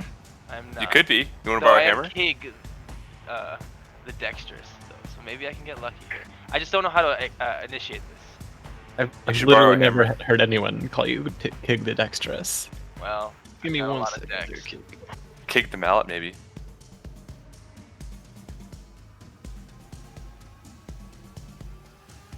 Kig the blunt. Kig the blunt, indeed. No, no. Kig does not partake in any of that. Thank you very much. Kig the bludgeon. That dragon weed. Petrichor knows about that stuff. Yeah, do it. I'm not trying to do it. Joke's on you. Petrichor's been dosing us all. Okay. You should have a trident attack now. Okay. Yep. I do. The spine attack, if you wanted to fire it, is something we'll just have to do manually, I think, unless you want me to work on making you a macro, and then it's once per day magic item will just be rolled with the multi-die roller. Well, no, we'll just save that for now. I'm just gonna go with the. Oh, look. I feel like my short sword is still better than the trident, guys. I'm just saying. Well, Okay. You do you, man. yeah, You do you. Yeah, it is your character. Advantage with 19 is a hit. Excellent. Oh man. 12 points of damage. You slash at it just broadly across like the chest area. As it was pounding Leo into the ground with its giant mace, you Tell me again about the strike chest area across and pounding. with a deft blade, with a deft stroke of your blade, you slash at it. Sparks fill the room, temporarily lighting it up like a floodlight. But as the sparks fade, there's not even a scratch on the peerless, almost reflective surface of its plate mail armor. Well, I'm useless. Yeah. You want to borrow a hammer? Can I use my bonus action to dash away? You can. Cool. I'm gonna just go back on this ledge behind this eye. Okay. Good luck, Leo. You could borrow a hammer. Kelly, you're up. Kills turn. So I can't really you can borrow see, my right? hammer. Because I'm a human. Mm-hmm. Cause I'm a human. So I definitely heard that, but I'm not sure where it is. I think Kel has the superhuman power of night hearing, so you probably heard it, but yeah, I'm You just definitely like, heard a dwarf go. "Hooah!" nobody went this way, I guess. Just keeps going. His friends are dying. yeah, that was still Leo. I've got at least 2 minutes. Gotta Yeah, shoot right? through Leo and 4 other guys before they come find me. He's got 69 HP. Nice. I feel like at this point, Nice. stealth is no longer an option, so I'm gonna pull out a torch so I can actually see something. And 'Cause you're a human. yes, because I'm a human. Oh my. and I'm going to sigh again as I move back to about here with my skeleton and badger in tow. And with a torch, can I see that far away? No, you'd be limited to 6 squares, so not quite. Okay. Then that is my turn. Badger, badger, badger, badger, skelly, badger, badger, badger, badger.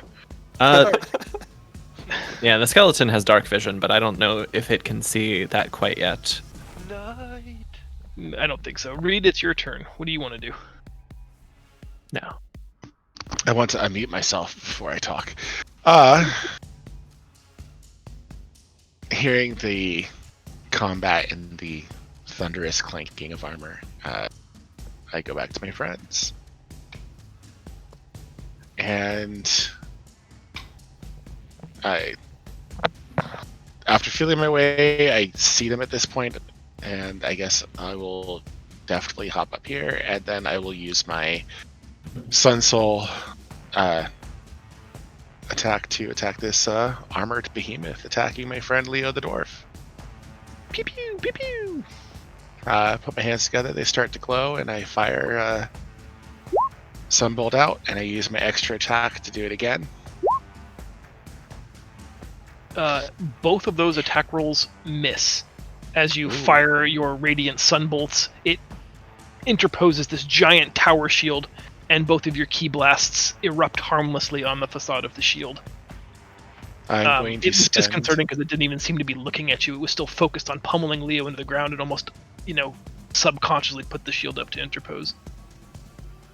Not sure what else to do. I'm going to take one more action and see if I can spend a key point to fire off 2 more bolts and hope for the best. 1 hit. Yay! Oof.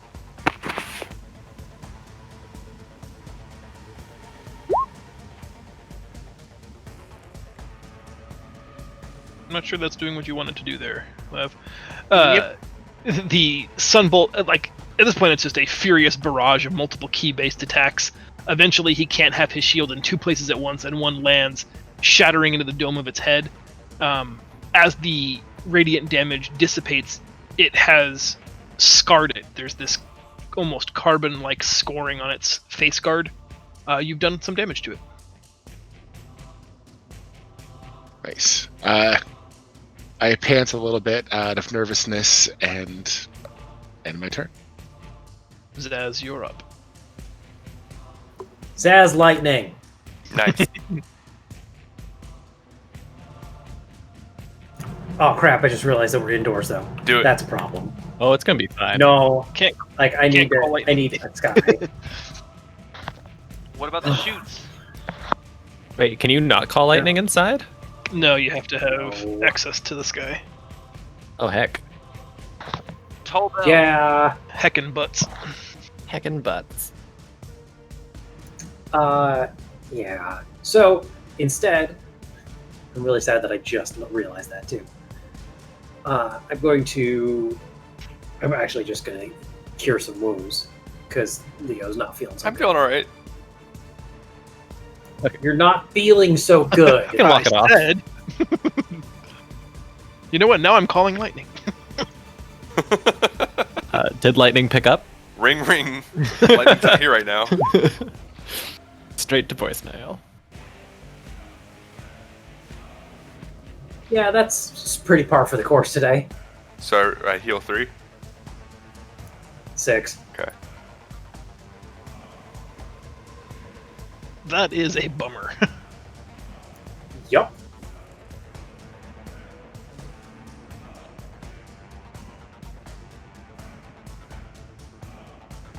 Jezza. Okay, so as I'm in the north tunnel, wait, am I muted? Am I muted? No, you're I'm good. not muted. No. Okay. I'm in the north tunnel, or north side of the tunnel. I look down and I see the giant metal man, and I think, they've got that. So I'm just gonna continue my way. 1, 2, 3, 4, 5. 5. See this little duo drone thing in front of me. 6, 7, and I'm gonna kind of assess this little chute around me. How high up is the ceiling for this thing? It's almost 30 feet straight up until there's a closed lid. It looks not unlike a manhole cover. Okay. And there's light coming in through it. Like, do I see is shadows passing by? Like, is it a city street or? You don't see anything ever interposing the light. So if it is a city street, it's a calm one, or it's just some kind of, it's not something that's frequently being visited. Oh, okay. Can you see the sky? Probably not from my angle, but I only have one more movement, so I'll take a little bit of a step in. Can I see up through the hole at this angle, Try? Give me a perception roll, because it's actually going to be a little challenging. Okay. Perception. Yeah. Nice. You can see, it's blinding sunlight because it's so dark in here. But beyond it, if you focus and really strain, you can see the blue of the sky. Okay. Is that enough sky for call lightning? I think if Zaz was directly under one, probably so. Would Zaz need to be, or would the thing he's hitting have to be? I think he would have to be able to see it so that he can call lightning from it. Okay, that makes sense. I see him as being the conduit of the lightning, not necessarily. Yeah, that makes sense. Lightning So- direction. So, I kind of yell out. I didn't say I found the way out. I'm like, I found a way out. I don't think you're gonna like it, but it's a way out. And I end my turn. There's not really much else I can do because I've moved my full allotment. Okay. As you are examining the sky, this duo drone approaches. Excuse me, are you Goblin? I look at the drone. I look at me. I kind of think for a second. I go, yes. Excuse me, no goblins permitted. It clasps onto both of your wrists with its second set of arms that are kind of just like vice clamps, like grips, and they just link onto you and it starts dragging you towards where you came. If you want to resist on your turn, you can make an athletics check. I most certainly will. Okay. I do not like being pulled. Lev, are you still having technical issues? Scream out that you're not a goblin. You lied. Bob. Cool. I stand here. And what will Alexis be doing? Oh boy, do I wish I could have actually been standing here. But that's too far away. And I cast one of these. Whoopsies. That's not what I meant to do. Don't cast the oopsies. Uh-oh. I feel like this group already has the oopsies. I cast that thing at the big dude. What element?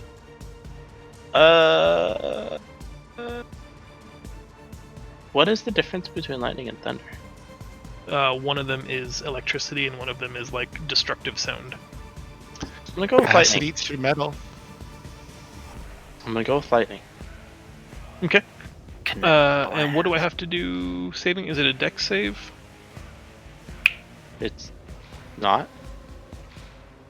I just see that the spell save DC is 15. It's weird. Oh no, you have to make a ranged spell attack. I did. That's That 22. is a 22, yeah.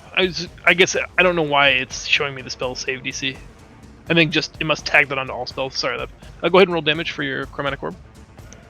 3d8 lightning damage.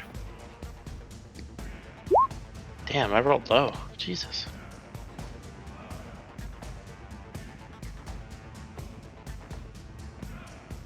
In the most effective attack so far, you throw, lobbing it like a softball, this small, soft blue orb that as it strikes the surface of the shield that it interposed, it explodes in tendrils of wrapping electricity. Lightning streaks over its body, and you can almost hear it squeak, like an almost inaudible, imperceptible screech as it strains, and the arcing lightning seems to be burning specifically at the joints where the armor meets. I think The attack seems very effective. the lightning works, guys. Oh, goody. Leo, strong hammers. Okay. I'm gonna direct Kig to focus the eyeballs and kill them. Maybe that'll blind the giant metal orb thing, because it didn't come after me until I killed the thing. So maybe that'll like get rid of its hearing or whatever. And then I'm gonna rage and smack this guy with a mandible. Okay. And I will use what is it? Reckless attack. How reckless of you. Very reckless. Oh boy. 22 hits.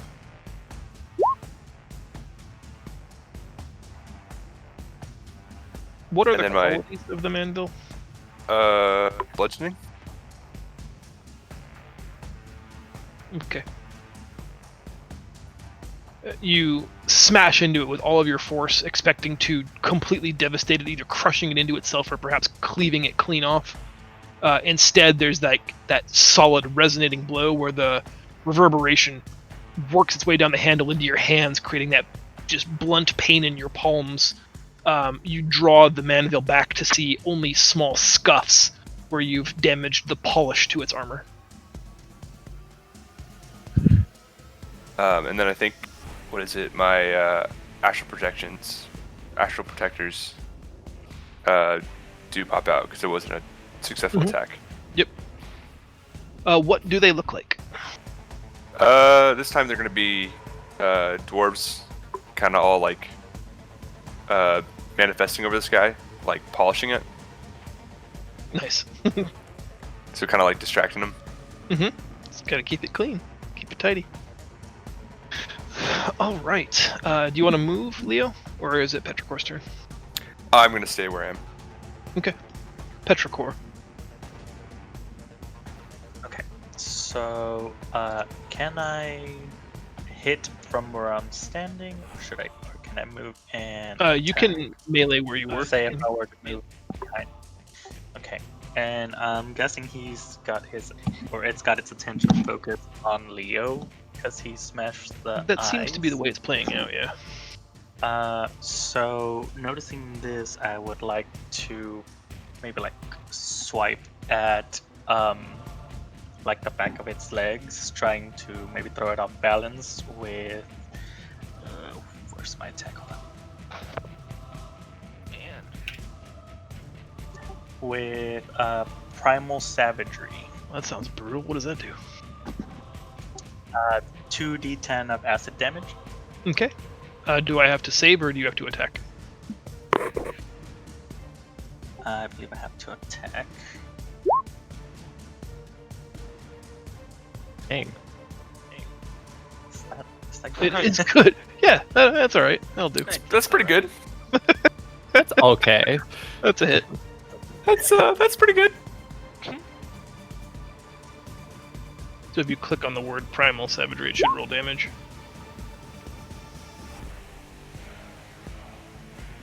And acid. 10 points of acid damage. 10 points of acid. 10 old acid. It pockmarks and starts bubbling away at the shield, and some of the parts that splashed beyond the shield onto its shoulder and back sizzle away, and just horrid, like very unpleasant, acrid smell. It's feeling your nasal passages quite a bit. You're feeling almost lightheaded, but it is boiling away. It seems like a pretty effective attack. Is it hollow? Petrichor? Is Petrichor hollow? That's 2 of armor. That's a question to ask. How many? Most days. Oh. How many licks does it take to get to the center of one Petrichor? I'll tell you when I'm older. Can I Like, do I notice anything? I guess, can I see to it? Yeah, Although, through the technically, I small don't think I pock would marks that are caused by the acid, it's a suit of armor essentially, but there's nobody wearing it. Its interior is hollow. Thick plate mail, but there's not like a skeleton that's working it. Okay. So that would be my turn. All right then. Almost sensing its circumstance and its position, it holds its shield out at 90 degrees from its body and its mace out, so its arms are like a T, and it spins on its central axis at the waist, rapidly spinning very, very quickly. Leo, Zaz, Petrichor, and Reed, I need all 4 of you to make dexterity saving throws. Oof. The worst one, nice. Yeah. Let's see. Zaz. Yeah. No likey. Oh my god, okay. Oh no. I don't think I have advantage, by the way, so I think it's a 9. I think either or. You're kind of. It's 11. The first number is the first one you would have rolled. Oh, okay. So it looks like all 4 of you take 13 damage. Oof. Oh, no, Petrichor didn't roll. Like, just click on dexterity. What about Dexterity saving throw. Do you see where that is in the character sheet? Should be right next to it. Oh my god. So somehow worse. Wow. Okay. Yes, all 4 of you take 13 points. As the whirlwind of death slices or bludgeons you to near death. Sweet. So in response, I would like to use the one remaining Wrath of the Storm I have. I'm going to click this button, and it's definitely going to work. Kind of. 50-50 shot. Yeah. I mean, do you want me to roll the 2d8? I can roll it, but I think you're going to need to roll the dex save. Oh, that's a bummer. I thought it would have just been guaranteed. Yes. God. Okay. Tries on a roll tonight. Yes. My dexterity is a -1. I don't even get a saving throw bonus to it. I'm rolling a 20-sided die -1. Well, then he's going to take 4 lightning damage. The good news is that's functionally 6 lightning damage, so... Nice. Damn. What kind of damage was the spinning damage? Oh, you're gonna have it. Yeah, I was just curious. Yeah. Sorry, I forgot you had started your rage, so you take 6 That's only fine. instead of 13. To give yourself 6 back. Okay. But Wait. it would have been slashing and bludgeoning. 39. The 2 remaining eyes that are fixated on the shenaniganery that's happening here, all eyes stay focused on Leo, Zaz, Petrichor, and Reed. No one seems to be watching Kig or Alexis or Kel or even Jezza, but that ethereal, disembodied voice calls out again, "Additional threat response required." Oh, shit. And in some distant section of the hall, you can hear that same ominous footfalls of something large and heavy moving in the shadows. Kig, it's your turn. All right, I'm gonna boom Shazam using my trident. Use the summon word, and it's gonna slice through both of these things in front of me. The 2 eyes. Yeah, yes. It's Okay. only 5 feet wide, but I'm gonna shoot it straight at both of them. See if Nice. I can at least get both of them off of the guys. You want to get both of them off? Yeah. I sure do. Do it. In the form of death. Okay. So The final release, yeah. So The little death. The little death, yep. you just have to make a DC dexterity saving throw of 13. Both Just. of you guys do. Oh, he'll. Otherwise, you take Oh. half damage. 5, full damage it up. Cool. I'm hitting 2 enemies with this. Or you just want to count both enemies DC throws at? So like there's Yeah, normally it's a mixed bag, right? Like, if I roll really, really well, then you feel kind of cheated because two things got to take advantage of one roll. I can roll a second time if that's how we want to play. I don't think we ever really talked about it. Both are full hits.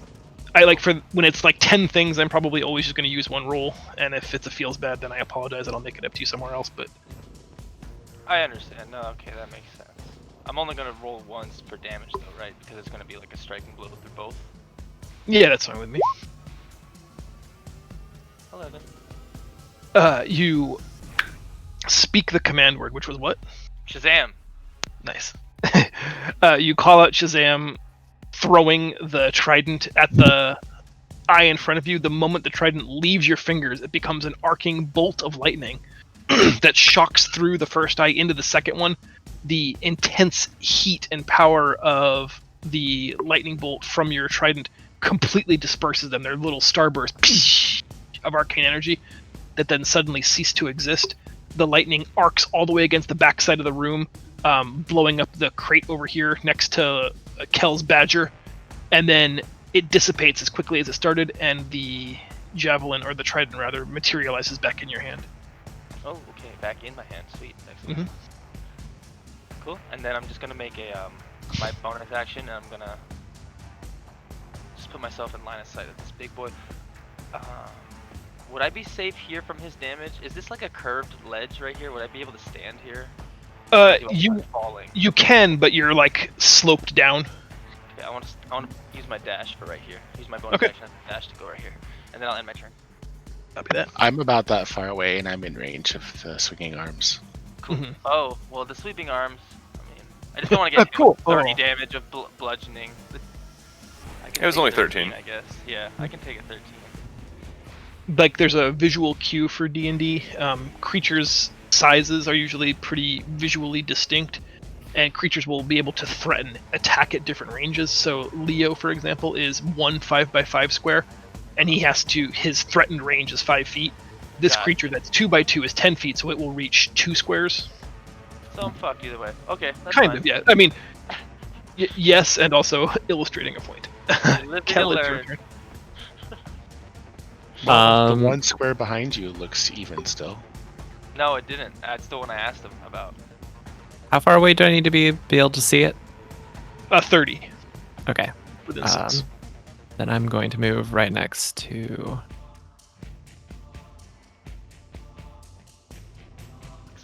and I'm going to cast Witch Bolt. Which one? Witch Bolt? Which I don't one? know. Which bolt is it? I was like, what do you mean? Shit. I don't remember which bolt it is, but that hits. Does it hit Zaz though? That's the big question. I mean, if he was aiming at Zez, it would, but I assumed.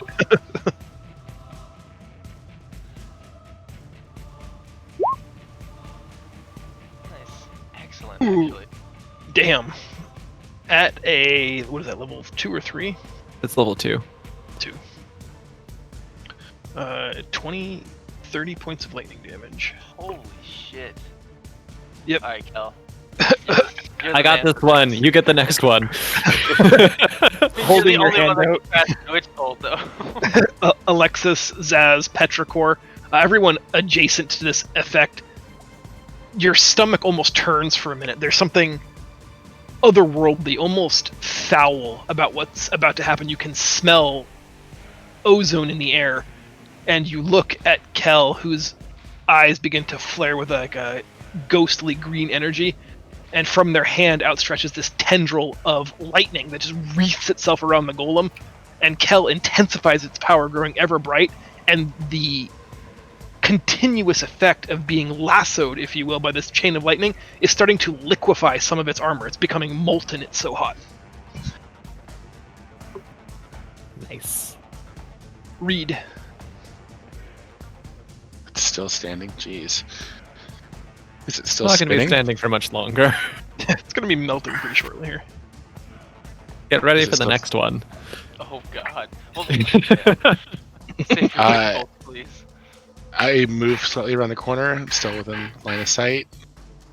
And I am going to fire off 2 Sun Soul Bolts. Or before you do that, are you using your special disengage action, or do I get an attack of opportunity? Oh, am I still within range for that? Oh yes. Mm-hmm. Okay, you know what? I'm just gonna do my sunbolts from where I'm at. Okay. Ugh. Hit and a miss. 6 points of radiant damage. You dodge around, cartwheeling up out of the way of his blows after you took the mace to the head. You're a little bit juggly. You hit with one, miss with the other one, but the radiant damage does strike true, scoring and burning away the fine mirrored polish that comprises armor, and you're starting to work out small chunks, like granulated bits of the steel are breaking away. And can I use a bonus action to disengage after that now? Do you have any more key points? Yes. Then yes. Alright then. Just gonna slide out of the way around the corner. Zaz, it is your turn. Flippity floppity, around the corner I go. I do not have lightning powers down here right now. So if you get under one of those chutes, you might. Oh, good. God, I'm gonna take some damage. This sucks. Hate taking damage. I mean, you decided to run up to it. Hey, try. Not really. He did not, yeah. Yes, Lev? If I were to cast some kind of lightning spell, a channeled lightning spell, a witch lightning spell, at Zaz, would he be able to use that to channel lightning? Ouch. I mean, I think that's just crazy enough to work. I would let it happen, but you'd be damaging Zaz as much as he's damaging the other thing. Okay. So you Bad decide idea. Zaz can decide if that's worth it in the calculus. You know what? No. I just thought it was an interesting idea. No, I It like is the an idea of him interesting being able idea. to manipulate the lightning, but General Iroh. New question. All right. Well, okay. Flip that. We have a witch bolt going out on this thing. Lightning is here. Could he not use the one that's going off currently? Yes. Lightning doesn't really stick around very long. I mean, no, this- but witch bolt is specifically constant. does. yeah, Witch Bolt does. Yeah. This is interesting. Well, let's deal Otis as a turn. Well, first of all, Zaz, are you interested in this opportunity at all before I waste any brain power on it? Honestly, no, because all of that magic is evil. That's a fair point. Zaz deals in some pretty straightforward, resolute. But isn't your god pretty evil? You just don't know it? Well, how can he be responsible for what he doesn't know? Yeah. So here's how this is going to go. Zaz is going to take an attack of opportunity because there's really no way around it, and run all the way over here. Okay. That's still in range. And I'm just going to Yep. So I don't. No, I mean, wait. Does it get an attack of opportunity if it's still in range like that? Oh, you're right. You're right. It doesn't. He didn't break. You didn't actually ever leave its threatened area. Well, I'm going to. Okay. Sorry. Then my 14, I think. Because I actually misses, but... I have to go here and cast. Oh, my push to talk changes what sheet I'm on. That's awkward. That might have been me. I was peeking at your AC. Oh, okay. Well, quit peeking at me. Yeah, I can't help myself. I'm gonna cast Thunderwave.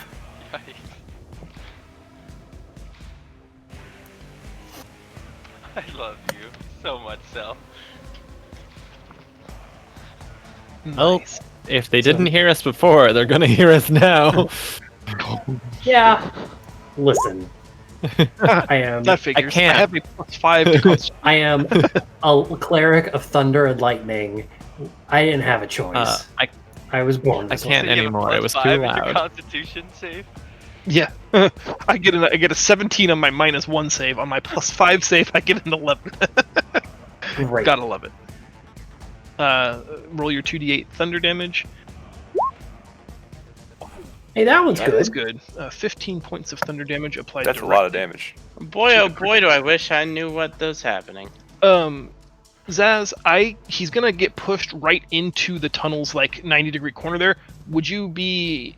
How reasonable does it sound to you to either push him forwards or backwards in the tunnel, like pushing him towards Leo 10 squares or towards Petrichor 2 squares? Honestly, I wasn't picturing he was going to move at all because I was picturing he'd be pushed straight south into that corner. A little bit more damage. Like, if anything, maybe like knock out some of that corner and put him here. Yeah. Let's adjudicate. Roll an extra d6 of like bludgeoning damage, as the force is just absorbed as the corner of the wall hits him right in the back. Nice. Okay, I thought it'd be cool to knock him into the wall, but also good. It's damaged. He flails a little bit and has to actually use his hand to stand back up on his own 2 feet. It's for the first time since we started that he doesn't seem to be in control of this particular engagement anymore. Jezza. Honestly, putting up that shield blocking it. Yes. You are being drug back down the way you came by this duo drone. It just keeps saying, "Tisk tisk, no goblins allowed in arrows. Tisk tisk, you must be removed. Tisk tisk, no goblins." That is racist. I was Also not a upset fan of before, this but now random goblin But herd. now I'm racially enraged. I'm going to attempt an athletics check to break free of this thing. Okay. You said athletics, right? Yes, please. Or acrobatics if that's better. I would prefer acrobatics. Yeah, absolutely. Whatever. Either of those can be used to oppose a grapple. Nice. Excellent. You plant both of your heels into his chest and vault off of him, springing free of his grasp, backflipping. You are free of its grasp. We'll put you here. Ooh, here's a question, Try. Sir. Can I attempt to use my Step of the Wind as a key point, which doubles my jump distance? Can I attempt to spring myself up to the grate on the ceiling? That would be very cinematic. Make a dexterity check. Okay. Or actually, just roll acrobatics again. I like this. Okay. Oh god. You're double dipping? What? Wait, what? Someone just got called out. I think it was Feisty who said, someone on his side, his partner, just said, "You're playing WoW and D&D?" No one else. How How could I? Oh, I thought you were talking about me for a minute. I'm like, I'm not logged into anything. What the fuck? I have my Gmail open. Once? For shame. How dare Anyways, you? since no one's paying attention to that roll, I'll just roll again. Anyways. Oh, no, we all saw that. Oh, too. okay. Thank her for being honest. Gee, Christmas. Alright, Jezza, I'll give you two choices here, because this is so cinematic and flavorful. I think it falls into the rule of cool. You can either abort this jump, land safely, not grappled, everything's cool, or you can exert yourself and take some physical damage as you either like lodge your hand in the grate, not grabbing it so much as just getting it stuck so that you can hang from the grate. Yeah. So doing a little bit of damage but being attached to the grate, or falling harmlessly to the ground and being free to do what you want. I will take the damage to become one with the grate. Nice. Yep. Okay. Yeah, you jam your arm up in there and bend it at the 90 degree to your elbow, but as you sink, it doesn't come down. Your arm is literally stuck in the slats of the grating. You're now dangling like 26 feet above the duo drone who's going, "This is why we don't allow goblins in the city." Tisk tisk. I am great. That was great. Holding my quarterstaff in the other hand, just kind of dangling by my arm, going, "Ow!" I look at the duo drone and go, "It's like, I don't see what your problem is with goblins. We're pretty amazing." You will take 6 points of damage, though. Ooh. As you may have broken your ulna. Ow. Pretty sizable chunk. That is a nice little owie. I guess that's your turn, since you can't move if you used your action. Go ahead. I was just gonna say something stupid, like, can I spend an action to throw insults at the duo drone? Yes. Go ahead. What you got? I don't know. I was actually just kind of joking around. I hadn't actually thought of anything. Please continue. I'll get back to you on that. He has a pocket full of rocks named insults. Nice. This is just a stone that you've written the word insult on. So I'm quite good at throwing insults. Stand back and I'll cast dispersions. Alright, Alexis, you're up. Ha! Oh my. Heck. Is that a cone or a line? It is a fantastic line. It's a line 30 feet long and 5 feet wide, so it doesn't hit anybody. And it hits me for the full 14. Yeah, I've been rolling great dexterity all night. In addition to already being melted as the witch bolt just continues to, hyperheat his exterior, you then just dragon's breath him, ostensibly, adding fuel to the fire, continuing to melt down his exterior. The shield has lost all of its sharp edges, just becoming sort of a globby, rounded mound. Very effective attacks this round. Do you want to take any movement? Do I want to take any movement? Yes, since it's almost dead, I'm going to walk in this direction. Okey-doke. Leo, it's your turn. So, Leo, being like an adept at blacksmithing, is gonna see all this like molten metal, and being able to recognize its like weak points, and just wants to like hammer that shit in. Ooh, hammer that shit in. Oh, whoops, hold on. I like that. I have to roll the second time. Effectively making him stronger. There you go. You're rapidly cooling it. You're turning it back into steel. Unfortunate. Oh no, that hits. Yeah, sorry. The second advantage attack is a good one. Thank God you got 2 of those. Yeah, I forgot to turn on advantage. Okay.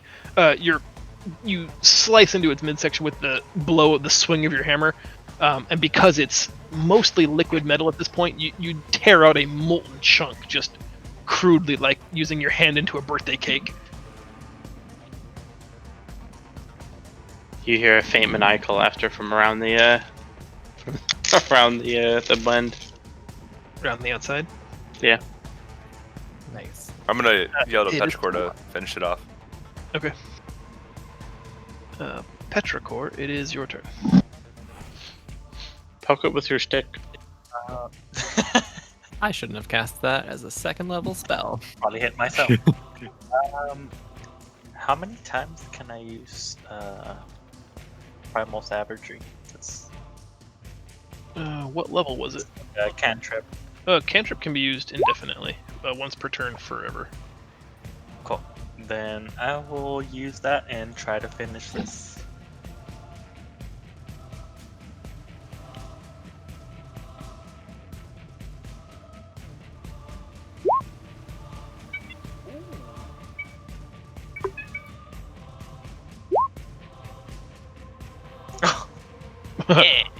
And sometimes I feel like that might be enough. I just kind of tickled its back a little bit. Unfortunately, it is literally at 1 hit point. Oh no! Oh yeah! Is he gonna attack? I want to get hit. How can he attack? He's a mode of molten metal. He's practically spared. Oh my god! Probably throw. He's Oh god! Been around throwing He's metal. gonna do it. He's gonna do a blade storm, and it's gonna be fire damage now. I am scared. Hello, scared. I am also scared. Yeah. Bone storm. Liquid metal magma man collapsing storm. He is a storm of pain. Yeah, I mean, it did recharge. I think I'm gonna use it. I think everybody except Zaz and Reed in melee here, so Kig, Leo, and Petrichor make a dexterity saving throw. Oh my lord. Oh, that thing I can't see. I have to reconnect my chat again. Yeah, there we go. Did you just roll a 21? I did. Oh my god. Nice. Poor Leo. He critically. Well, It is a crit. All right. So Leo, you're gonna take half. Kig, you're gonna take half. Petrichor, unfortunately, you're gonna take all 21 points. The whirling dervish effect just spins wildly out of control, trying to do as much damage as it can to the remaining aggressive forces that are seeking to destroy it. It spins so fast, and its form has become so frail and brittle. In spinning, it literally tears itself in half, a top half and a bottom half. It begins to just sort of whirligig into a corner until eventually it powers down and shuts off. Yeah, Petrichor is down at 0 hit points. Leo, you took 5 from that, and Kig, you took 10. I think so. Is it rounded up or rounded down? Rounded down, so 21 Okay. becomes 10, 10 becomes 5. All right. Could you be a magical barbarian? Is that a thing? Yes. Yes, It is. but when I rage, I can't use spells. Really? That's interesting. Correct. That is part of the rage mechanic. That seems like an oversight. Is a barbarian where you are raging as a bear. Or I can be a barbarian and sing heavy Bro. metal music while I'm smashing things.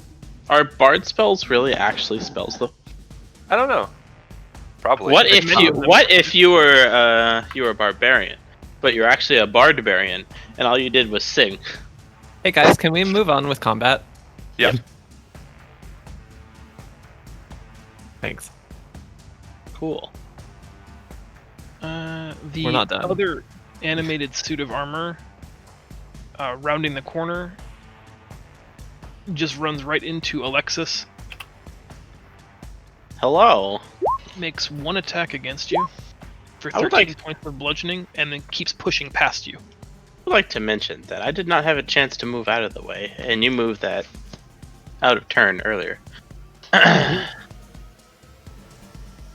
But that's fine. DM's prerogative. I guess. That punches you once with its mace hand and just moves past you. Kig sword. So I assume one of our healers is going to heal Petrichor, get him off the ground. That's what we do, yeah. I'm going to run over. Was I able to hear the leg, like his stomping? Oh, foot yes. From Absolutely. Okay. I'm going to run over to Alexis. Yeah. That's gonna be fun. And I'm just gonna. I really can't do anything, so I'm just gonna shoot my bow. Yep. Blue. 14 misses. Do you have advantage? I should. Okay. Because the dim light with my my skulker feet. Mm-hmm. And pack tactics? Well, am I close enough to? I thought pack tactics work within 60 or 30 feet, 6 squares. Oh, right. If one of my allies, yeah, of course. Mm-hmm. Cool. Boom. So hit and sneak. Sadly, the short bow shot hits directly center mass on its chest. No effort was made to deflect it, as the previous Guardian demonstrated the ability to do so. You watch as the tip of the arrowhead shatters against its steel armor. Right. Kel, it's your turn. This is gonna be fun.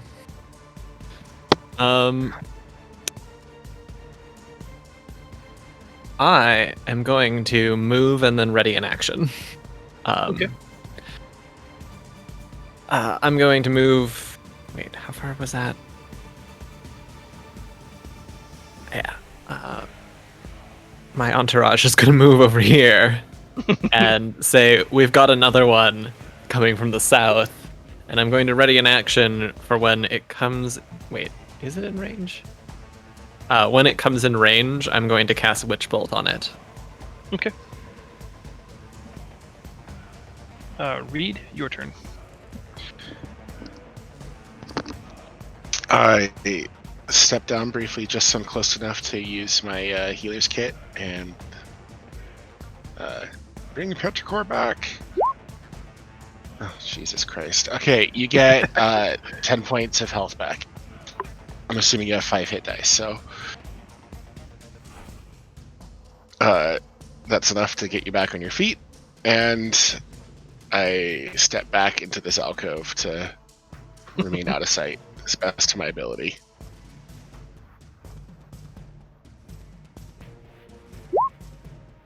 I suggest you come up here and hide with me. It's a good little healer's kit. Zaz, your turn. I can't actually see. Leah, how much health do you have? 34 of 69. Yeah. Ace. Yeah. Nice. No more leveling up ever. Ever again. Gotta start putting in bard levels now. All right, this could be cool.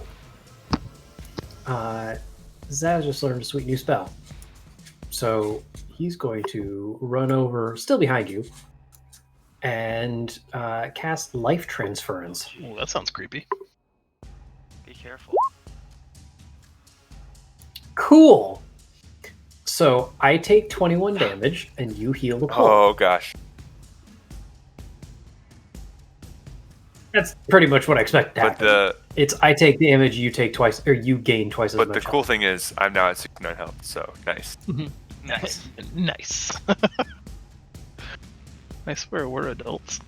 I don't think so. I don't. I'm only 12. Alright, Jezza. Yeah, so I don't quite know where to go from here because I'm kind of stuck in the roof. So I guess my big thought is what do I see in the grate above me now that I'm right up next to it? What is in the grate above? The great beyond. There's warm sunlight on your face. You can smell clean, fresh air. You can hear the distant sounds of people talking. Maybe even a cart. It sounds like you're not far from a market. The exact area, though, suggests maybe you're in some kind of an alleyway or, an off, maybe behind a building or something. There's no one's walked over the grate yet, but you can definitely hear, smell, and see evidence of people nearby. The grate itself is heavy and large, and there's also a locking mechanism at its center. You're seeing sort of the backside of the lock, but if you were crafty enough, you might be able to. Okay, I was gonna say, is it like anchored to the ground, or if I was to is it like on a hinge where if it was to come open, it wouldn't crush me? Correct. It's hinged. Like if someone above were to unlock it, it would hinge so that they could dump their garbage and then close it again. Okay. It's not like a turn it and then unhinges type thing. It's got like a key and lock. Yeah. Okay. Let's see. Let me take a look at my kit. Okay. I have thieves' tools. Is this a magical lock or a physical lock? Do you have detect magic? I don't believe so. Is that a spell? Yeah. No, I don't have detect magic. Then it's probably mundane. Okay. If I just click thieves' tools, does that? Yeah, it should roll your proficiency. That did nothing. Oh wait, attribute, dexterity. Mm-hmm. Well done. Even with one arm stuck in the grate, you are able to maneuver from the backside of the lock. You've learned a lot about locks today, that they're easier to pick from the inside. You are easily able to unlock the grate. Unhinging it might be a little difficult, but you are ready if you want to. Okay, so does it open like the portcullis we came in? Like, is it like a spiraling door type thing, or is it just kind of like it unhinged from one side and now I'm kind of hanging, like it's hanging off one hinge, like straight down? It's going to open like a door that will open away from you into the outside world, so like a submarine hatch. Okay, I got it. It'll take a small act of dexterity to maneuver that. You're definitely strong enough to lift it. It's just like, how do you create that force where you're hanging from it? I don't actually know if I am strong enough to lift a try.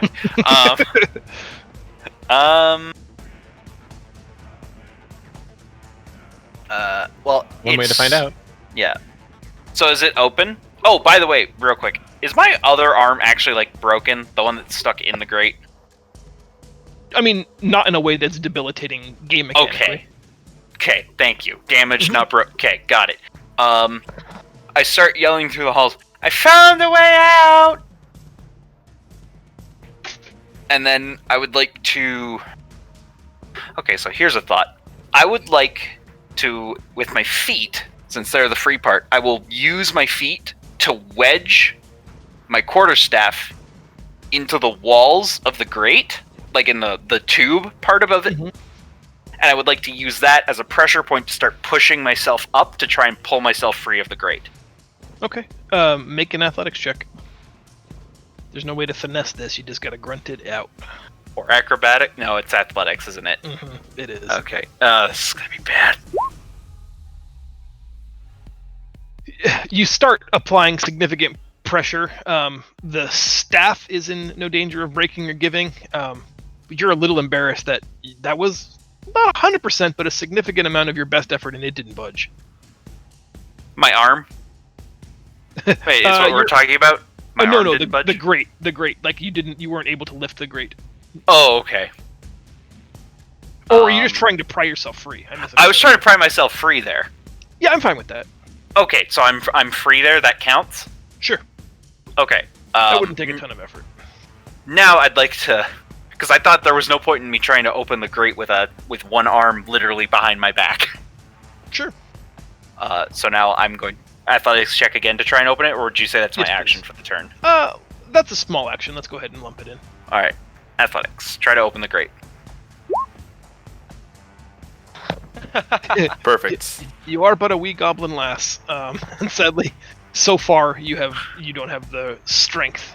You'll need to summon more effort.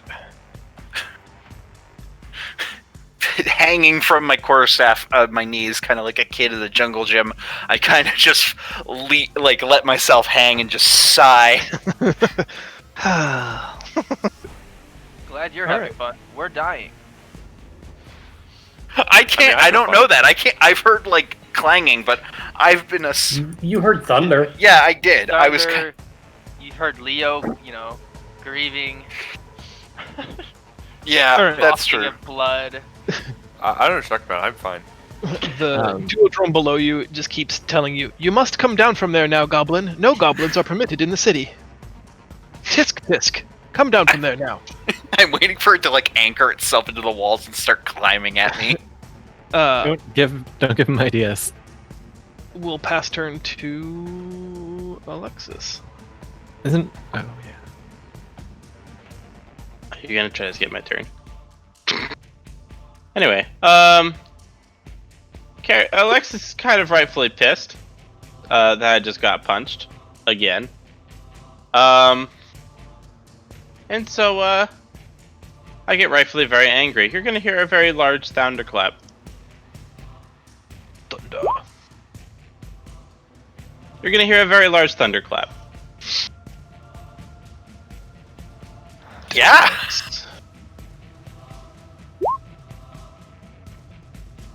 The enormous iron giant is surprisingly dexterous yet again. Oh. But yes, is that just lightning bolt straight up? That is lightning bolt straight up. Nice. Nice. 30, 20. There's probably considering it goes 100 feet long. There's probably a 30-foot hole behind it. You burn through the stone wall behind it, and a lot of it arced across its steel body. Once the lightning bolt dissipates, there is still like this light show scattered across its chest. Spindly fingers are still white hot on its metal. You can see exactly where every bit of the lightning arced across its frame. It stops in its position and turns just at the waist, so only the torso rotates to look at you, and it raises its mace, almost like it's been reassessing its threat. That was not a good idea. It was not. I was Leo, gonna it's your blast it when I got around the corner. It does take damage though, by the way. 22 points of lightning. Can you not see the health bar? No, I cannot. Nope. I don't know what's going on. Ever since they updated it, I have lost. Like anything I created before the update isn't showing stuff it should be showing. I don't know. For some reason, I see Zaz and Leo's names, but I can't see anybody else's names. Oh, I can see Kig's. That is true. That is also true. But I can't see Jez's or my own. So I think I can make it down to this guy. I can't see by going the Reed's long way. health bar. Let's see, so 4, 5, 6. Well, the good news, it did about a quarter of its health. 7, 8, right? No, I'm not close enough yet. Okay. I don't know. Is that actually within its range? No. You can't Okay. hit it. You can't hit it, nor will it hit you. Okay. Then I guess I'll stay here and ready in action for it to move in range. That's Probably not going to. It might. We'll see. Or it's your turn. It probably won't. I'm gonna yell profanities at it too. Coming back from pretty much death. Your mother was a refrigerator. My cocoon was so much nicer, guys. Yeah, it was safer. Oof. I'm gonna use Healing Spirit and just kind of take a moment and catch my breath and heal a bit.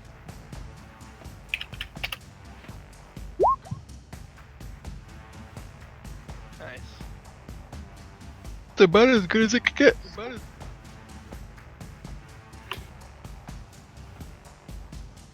Do you want to move it all? No, I will stay in place. Okay. I will take my turn now. Goodbye, me.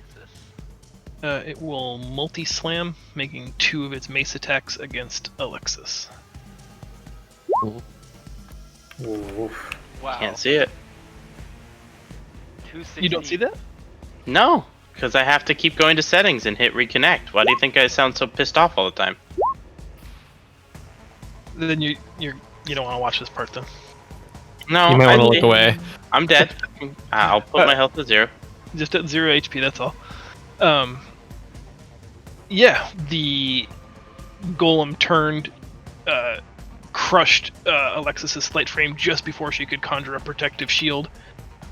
Lifeless, it kicks the corpse once just to make sure, and then turns back down the hallway, staring at, roughly where Leo is standing. My body is over here now. It slumps down the garbage chute. Kig, it's your turn. Hey, actually, did we need to take a quick break, or do you guys want to just keep playing? Personally, I'm good. Yeah, I'm alright. I'm good. I'm good. Then let's do I already this. took my emergency bio break mid-combat. Nice. I also want to just remind everybody that just because there are combatants on the field of battle doesn't mean you are obligated to fight until everything is dead. Yeah. That being said, Kig, go ahead and murder it. Oh, I was gonna see if can I go in and like administer a health pot to Alexis? You can. That is an action. Cool. I'm gonna do that. Sorry, I keep putting on the ruler and forgetting that that's not. Mm-hmm. It's a little tricky. So I'll walk down here. I want to give my health pot over to Alexis. So Is it a standard one or a it should just be the ones that we bought from the shop. Yeah, so 2d4 standard one. plus 2? I thought I bought some of those, but I guess not. Alright, well, you're alive. Good stuff. Here, let me We are the team of minimum effort.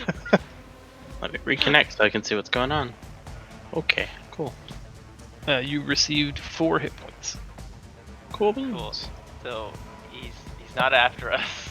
He wants Leo and the others right now. I think we should get away while we can. So I'm gonna use my extra action again to just dodge back up here. Seems Kinda very like fair. showing Alexis like, hey, come this way. This way. All right, Kel, it's your turn. Because the creature never rounded that corner, unfortunately, you've lost your prepared witch bolt. But what would you like to do this turn? Oh, fuck, right, I do. I'm only slightly grumpy at Alexis right now. I'm gonna move in range and actually cast my wedge bolt on it. Okay. God damn it. I'm gonna cast an elevated and really hope I don't fuck this up. I believe in you. That's a hit. Okay. Yes.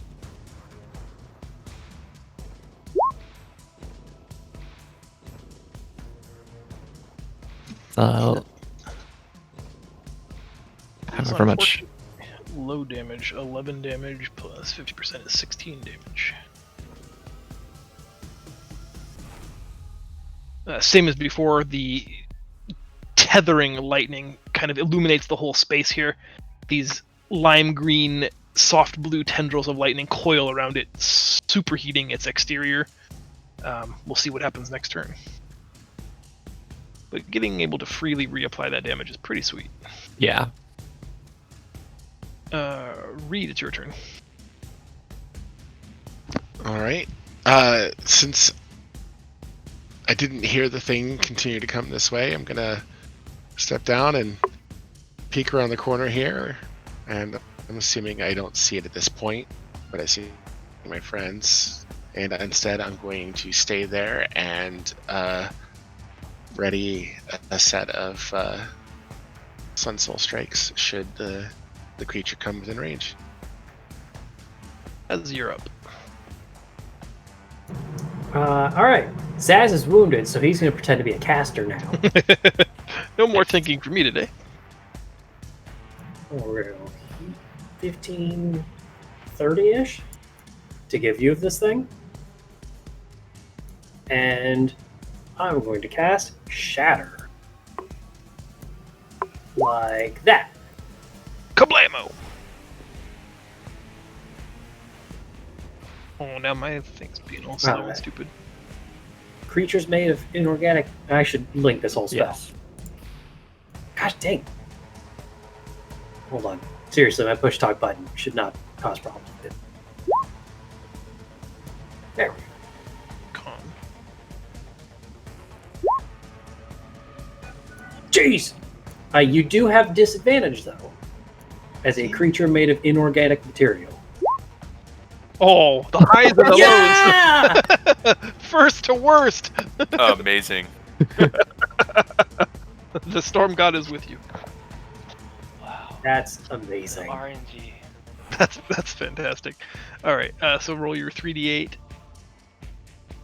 I believe that's the 18 up there. Oh, excellent.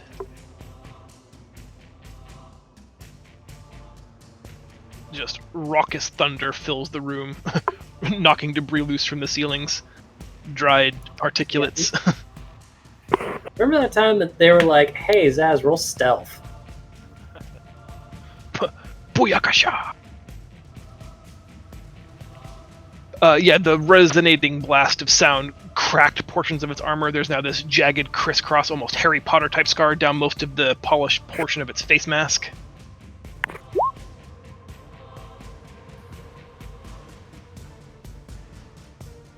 They might be. Who can say? Jezza, your turn. So, I'm now conflicted because I know what I should do, but does Jezza know what she should do? And now I don't know because now my friends are actually dying again, and everyone seemed fine. We're not dying. We're fine. You're fine? We're Alright. fine. I'm gonna try and open this stupid grate again. Athletics. So weak. Hey, that's it. You brace against the staff, plant your legs, and kind of just squat it open. The hatch hits that tipping point, and finally the weight of its own self over the hinge just clangs loudly against the cobblestone street above. The top half of your body is in open air. There is a stone building in front of you.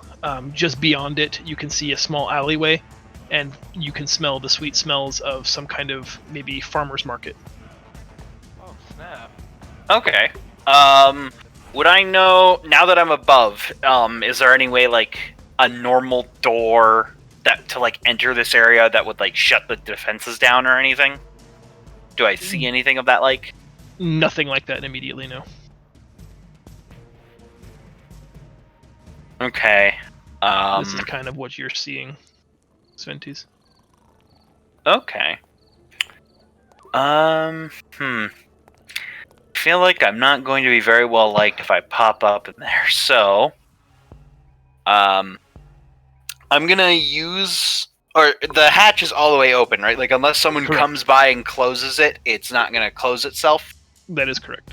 All right. Well, I'm gonna unwedge my quarterstaff, and I'd like to drop down to the ground below. I'm assuming the fall won't hurt me with being a monk. My fall's you're good.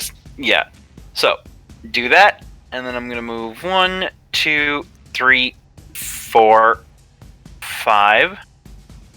I'm gonna see what I can see. Also, what's this, by the way? Is this just a box or is this a pillar? It's a box, a crate of like maybe sprockets or some kind of cogs or gearwork. Okay, and then 1, 2, 3, and I'll start moving towards my friends now that I've found a way out. Like, hey guys, I found a way out. Everyone's dead. Out of curiosity, did you drop a rope? No. Okay. You know what? That's a good question, and I didn't. Spring jumps. Okie dokie. Alexis, it's your turn. Okie dokie. I run away. Come to me. I'm over here. Oh, okay, cool. and then my turn. Leo.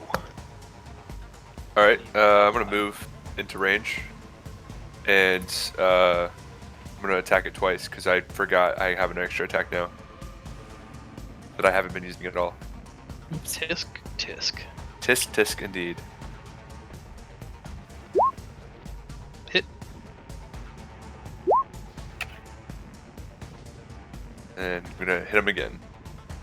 Have we changed back to battle music, or is it just we're still here in the city?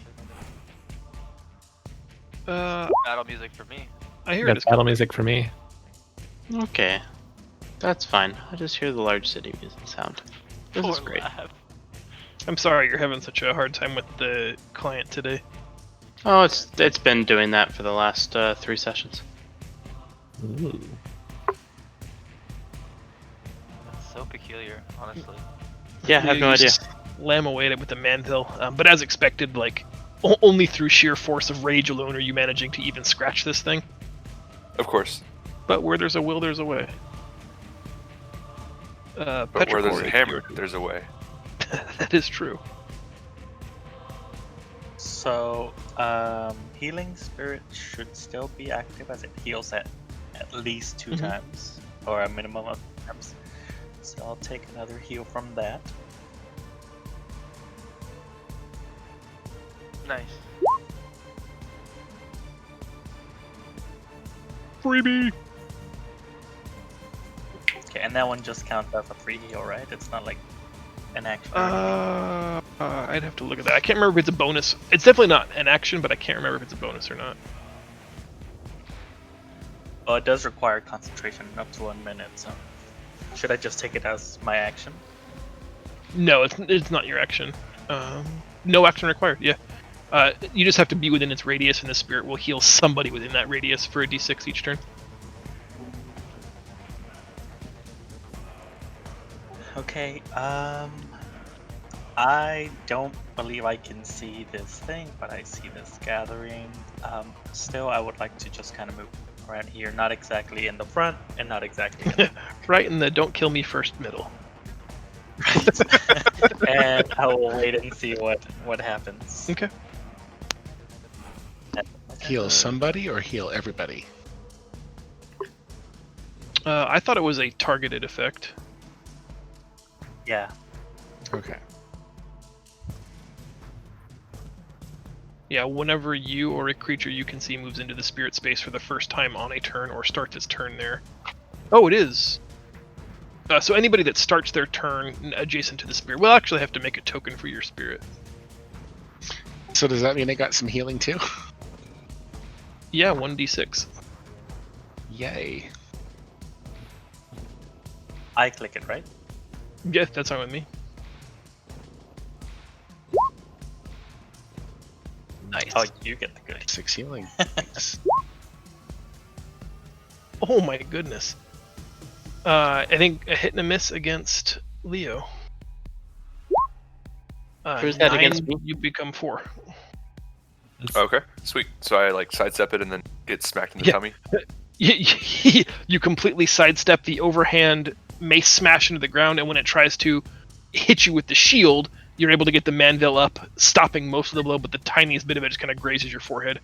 Do you get advantage when he's You reckless do have attacking? advantage against me, by the way. Oh. Because I've been doing reckless. That is true. Let me re-roll the Sorry, other Leo. attack. Oh, that does hit That's fine. for 6.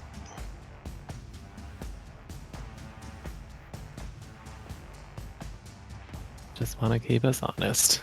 Oh yeah, definitely. All right, kick the sword. Last time was a spin attack, which is why I didn't bring it up. All right.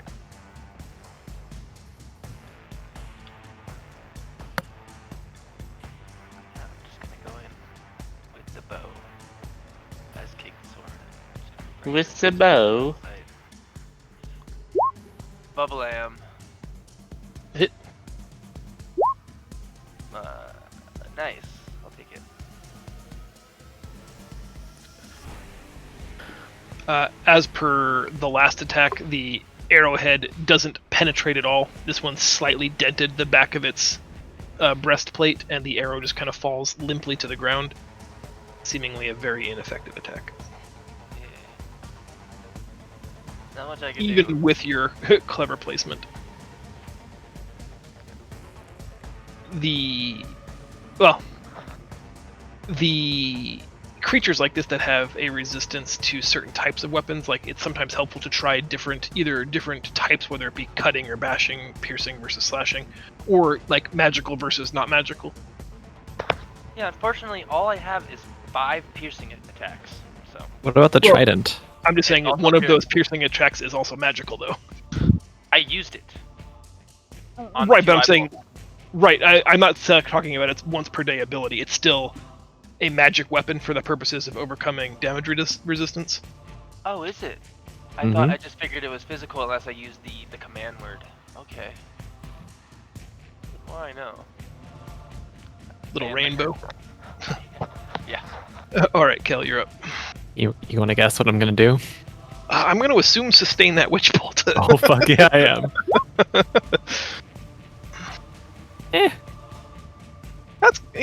Is correct.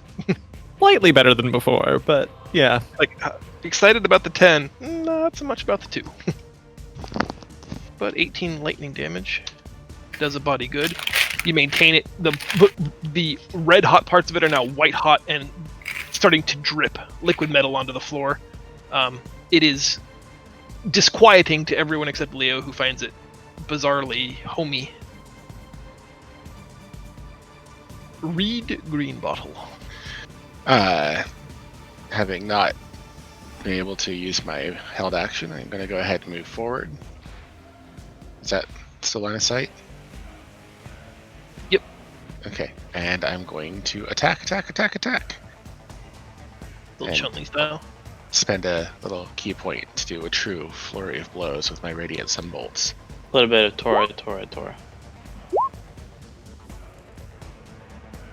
8 and a 1. I'm lucky on attacks. I get to re-roll it.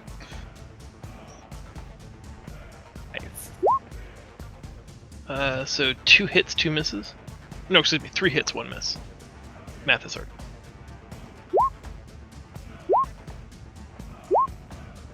$22. Damn, dude. Magic, of course, fully bypassing its DR. Leaves Fighting it at my 4 hit center. points. Finding my center and focus. Just channel energy into myself, and my hands begin to glow as I fire rapid bolts of energy. What color are they?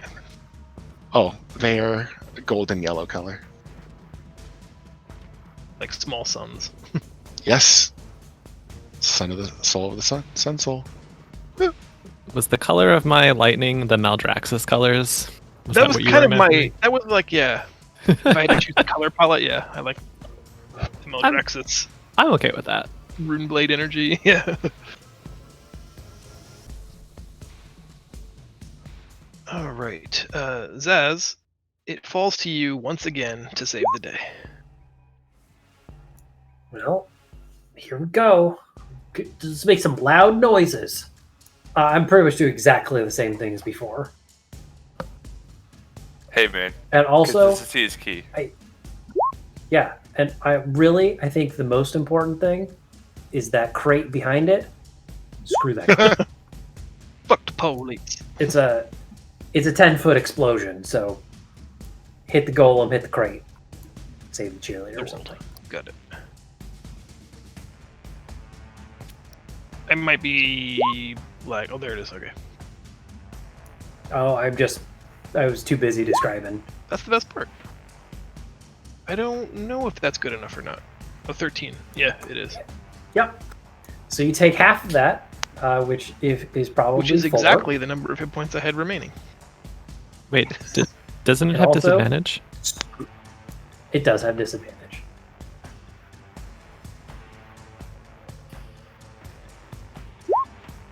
But you know what else has disadvantage? That box. Fuck that box. Let me see what I can do about the box. Kablamo! Aw, man. All right. And also, dead golem. The peal of the thunder makes everybody get goose pimples on their arms for a brief second. Hair stands on end as like static electricity fills the room. Then the cacophony comes. The sonorous blast of your thunder wave literally just shatters him like a glass into multiple pieces, some of which begin to melt as the coiled witchblade still just burns them into liquid pools of slag. I'd like to collect one of the big pieces. Okay. Sentry Golem Nugget. I think that was almost my dinner tonight.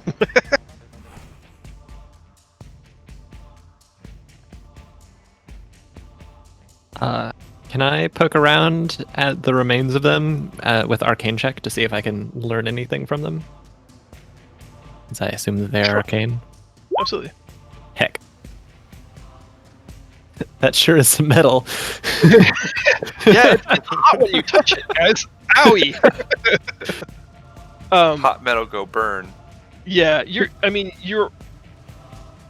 more of a make your friends the organic way kind of wizard, not so much the build your own kind of friends wizard. Different kind of build your friends. Right. Some of the intricacies are lost on you, but you do know that there has to be some kind of conduit to receive commands. Digging through the Rebel, you find a large diamond, like silver dollar-sized diamond, worth 250 gold. Nice. Definitely worth taking. Is there one in the other one? Presumably. I'm gonna go find that one too. Did that go into our shared, or should I just hold on to it myself? I think that's up to you. Yeah, You can give it to me. I can craft it into something. I mean, I'll hold on to the 2 diamonds for now, and then maybe I'll sell them later. I'll craft them into something for you, like 250 gold. I'm just saying, like I could put it into the pommel of a weapon. You must be confusing me with someone else. Yeah. I can make some earrings out of it. Oh boy. Those would be some serious bling. The foes are defeated. The duo drones that are left seem to be retreating.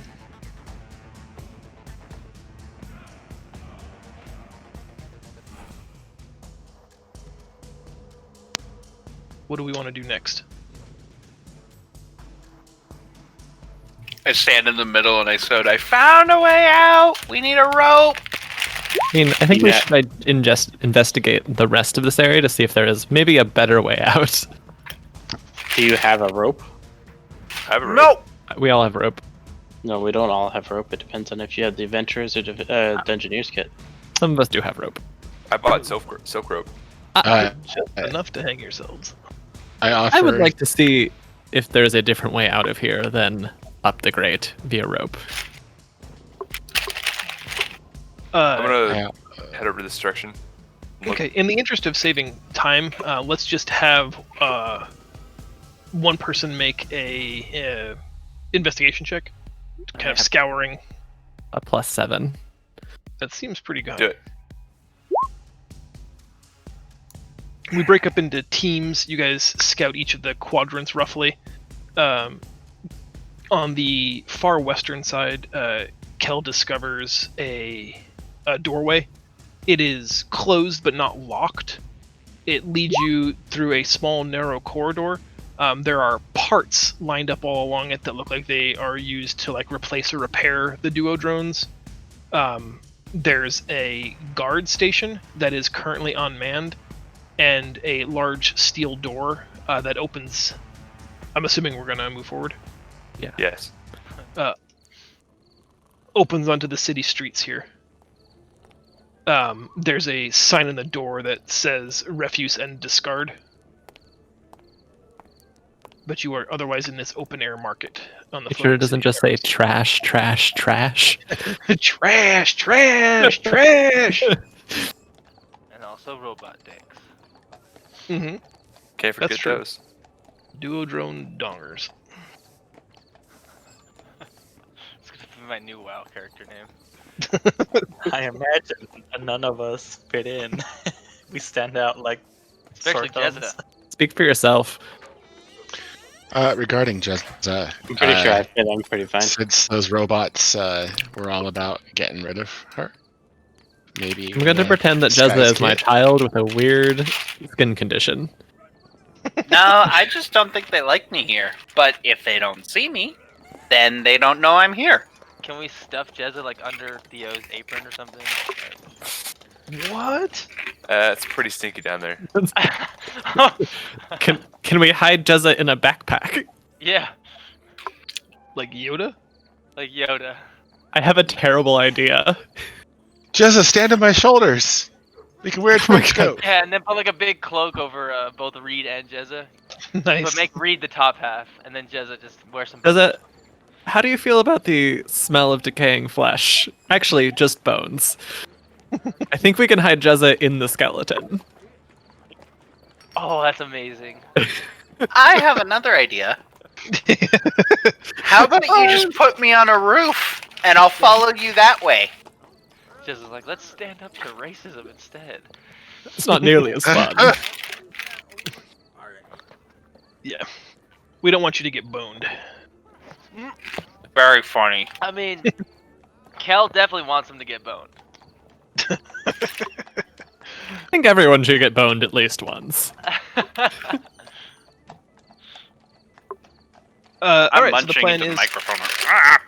for everybody to walk on the streets except for Jezza, who will be climbing up to the rooftops and trying to follow the party stealthily from there. Yeah. Alexis, Alright. get some healing Yes. too, by the way. Can I use Taking it back here. shoot, what was it called again? Say that one more time for me, Cole. I'm sorry. Can I use Pass Without Trace on Jezza just to kind of help with that stealthy thing? Sure. It couldn't hurt.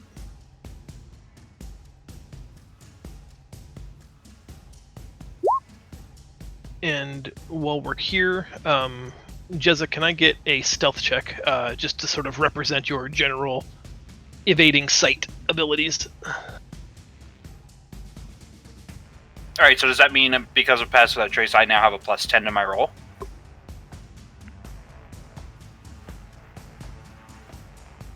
Yeah, I'm very comfortable with that. Alright, so whatever I roll +10? Okay. Nice. That's a low roll. Yeah, but a lot 21. of Pass Without Trace. Yeah, and I also can't be detected by magical means. What about magical nices? Yeah. Oh. That would have been for those eyes, huh? That would have been nice, yes, sir. We are. You guys are on the streets then. Jezza basically an invisible daytime shadow on the roofs above. Do you remember why you're here? No. I don't. Supposed to find someone, I think.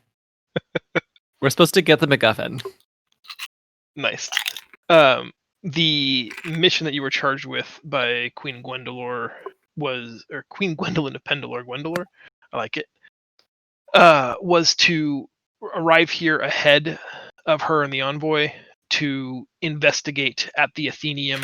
It's like the big intellectual college on this continent, whether or not the elemental forces animating the water in your water skin or possessing that summoning device that you guys defeated in her throne room were crafted by the mages of Aethervale, or if it's, unknown. She wants to basically make sure that before she comes to this meeting to discuss how best to proceed with this potential invaders, that they're not in league with the Aether mages, who have a mastery over the 4 elements.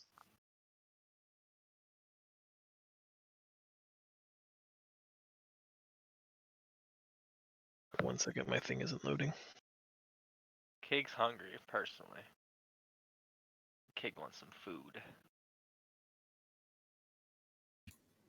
Realistically, if we have some time, we should probably rest. Yes. Take some hit die. Nice. I agree. Do you want to just sit down at a street side cafe somewhere, or would you like to find, temporary lodgings and have a room where you can clean up and recover away from prying eyes? I wouldn't mind a street side cafe as long as they allow kobolds. That's unclear. Yeah, that is very unclear. Maybe we should get like a little inn, just so Jezza can come out of hiding. Feel bad. She has. I feel like an inn makes sense for like base of operations right now. Yeah. Okay. Whoever's best at this, whoever's trained, I would like an investigation check to sort of just ask around, read the city. That would probably be me again. Okay. Give this a whirl. Yeah, that's actually a really solid roll. You ask around politely. You're charming when you want to be. You turn it on. Getting a general sense that there are many options in this area. This is kind of like a busy commerce district of Eros, the Flying City. A recommendation that's been given to you in terms of a place where fewer questions are asked is a inn and tavern known as the Gilded Basin. Okay. I assume I get directions for where that is. Absolutely. Okay. I direct the rest of the party over to there. She tells you, the woman who you're speaking with tells you in passing that you may want to consider keeping your pets on a leash, she says, rather indelicately, motioning to the kobolds. Wow. I, not wanting to really make a scene yet, kind of take it in stride, and I say thank you for the advice, and then just kind of walk away. And apologize to the kobolds after the fact. So sorry, guys, but you're gonna have to put these on. It's funny, I already had these in stock. It's weird, right? They have your names on them. Who could have seen that coming? Yep. It's not a long walk, a 2-minute walk to the Gilded Basin. The man at the front counter, gruff, terse, not what you would see as a conventional hospitality guy. But you can tell that the kind of operation he runs has less to do with good customer service and more to do with discretion. Oh. And he just says, "How many and for how long?" How many are this? Let's see. 1, 2, 3, 4, 5. 5. 5. 4. He says, "All adults or children included?" All adults. There's Opie with us. There is a child. Oh. It's like 9 of us. No, there's only 5 of us. He just is scrolling through like a large sort of leather-bound book. I'll need your name. Leo. Don't give him your real name.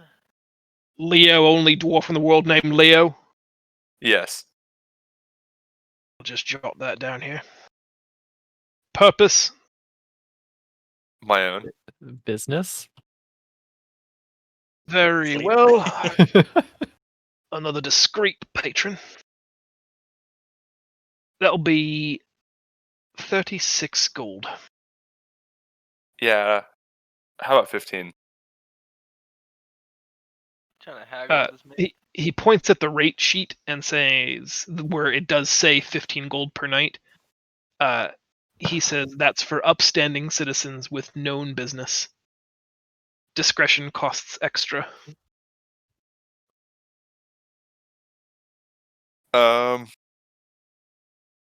He says you could be an insurgent sent here to spy on the Ethervalian mages. You could just be a kinky little dwarf here for a 6-way. I don't know, and because I don't know, I get compensated. And then I Leo tell wants to him, bone oh, down. well, if that's the case, then I guess you were wondering who I am, and that's Leo Stronghammer, the renowned traveling blacksmith, and I'm here on business. The renowned 6-way having orgy dwarf. He eyeballs And these are all my everybody else. assistants. And you put, yeah. These are all my assistants. Some of these have never even seen a forge, I expect. That's because they go out and get me tender. I mean, I've seen one. I have a hammer. Okay. I'm helping. I walk up to the innkeeper and say, "I'm not with these guys. I'm gonna get my own room. My name is Alexis Black Talon, and I'm here to see family." And I put 15 gold down on the table. He gently pushes Leo aside. Very well, thank you, miss. Looking at Leo. See, that's how it's done. And then I grab my key and I walk to my room. Nice. Like 10% bitchy, but I like it.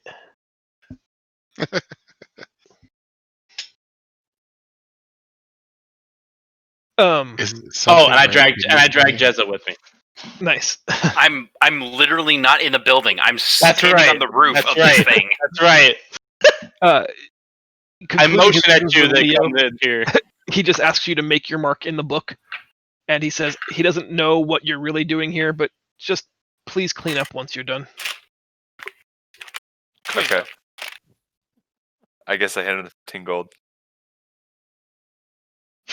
I love that read. Good read.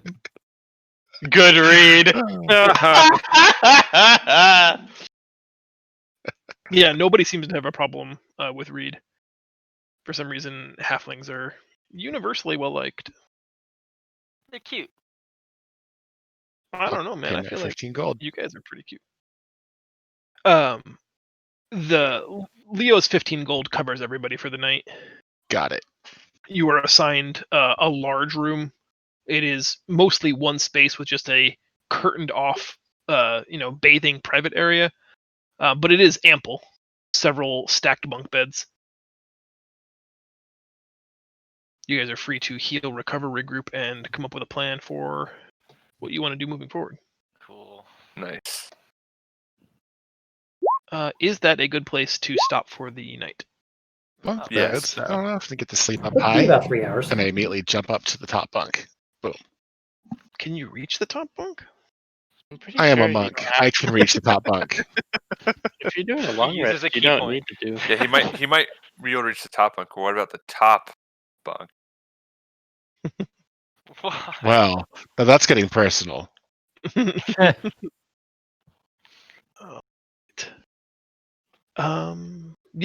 Are we good for 2 weeks from today? Let me look at a calendar. Seems good to me. That would be that's a the good starting off 22nd of January. Yeah, it's a good. I think if we get any more, we'll be playing for at least half an hour, 40 minutes. So let's call it quits here. The 22nd is good for everybody? Sounds Should good to be. me. Should be, yeah. Excellent.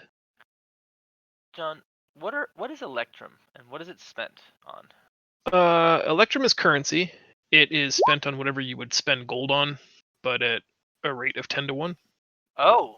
It's like a dime. Oh, okay, I get you. Gotcha. Cool. Yeah. Thank you. Healed up the full. It in some D&D settings, it's not even a currency that exists anymore. Like hay pennies. Gotcha. Yeah, didn't they bring it back for Eberron? Yeah. And then they did the stupid thing where it's like it has a different name. It is Electrum pieces, but in Eberron it's called like, the Prince's Farthing, or I don't know, but It's the PP, right? that's platinum. Oh. EP. Okay. AP is something else. Yeah. Sorry. Oh man. How much gold do you have on you as Leo? 15. After spending 15. Would you consider allowing me to cover the cost, as I have 94 on me still, and I can Sure. Or Also, how much do we have in the party reserve? Because that should just come out of the party reserve. I don't know. no idea. Who was tracking the party reserve? We. Did we leave it in the car that was being pulled by a donkey? I thought I was too, but I don't think I have it because I only have 30 gold. So what I do in a lot of games that I play, since I don't use Electrum, is have people track group money as their Electrum points. So does anybody have Electrum listed on their character sheet? Yeah, I have do. 99 Yes. apparently. So that might be the group fund of 99 gold in Kig's Electrum thing. If you're gonna track it, let's do that moving forward. Okay. Kig the Sword is tracking guild gold, and that's 99 gold. He'll just track it in the Electrum square on his sheet. Sounds good. Do we You want get to your spend 15 any? back. I'm sorry, I'm just catching up on chat. Does Petrichor, do hit points make sense, or hit dice make sense to you now? Yes. Okay, perfect. All right, I am sorry that it took us a little while to get underway today. I know we were still playing catch up with stuff, but it was a fun session. It got a little bogged down. I am working on ways to try to speed up combat, but I mean, I thought it was really fun. Yeah. And it won't be my mission to unfortunately actively slow down combat because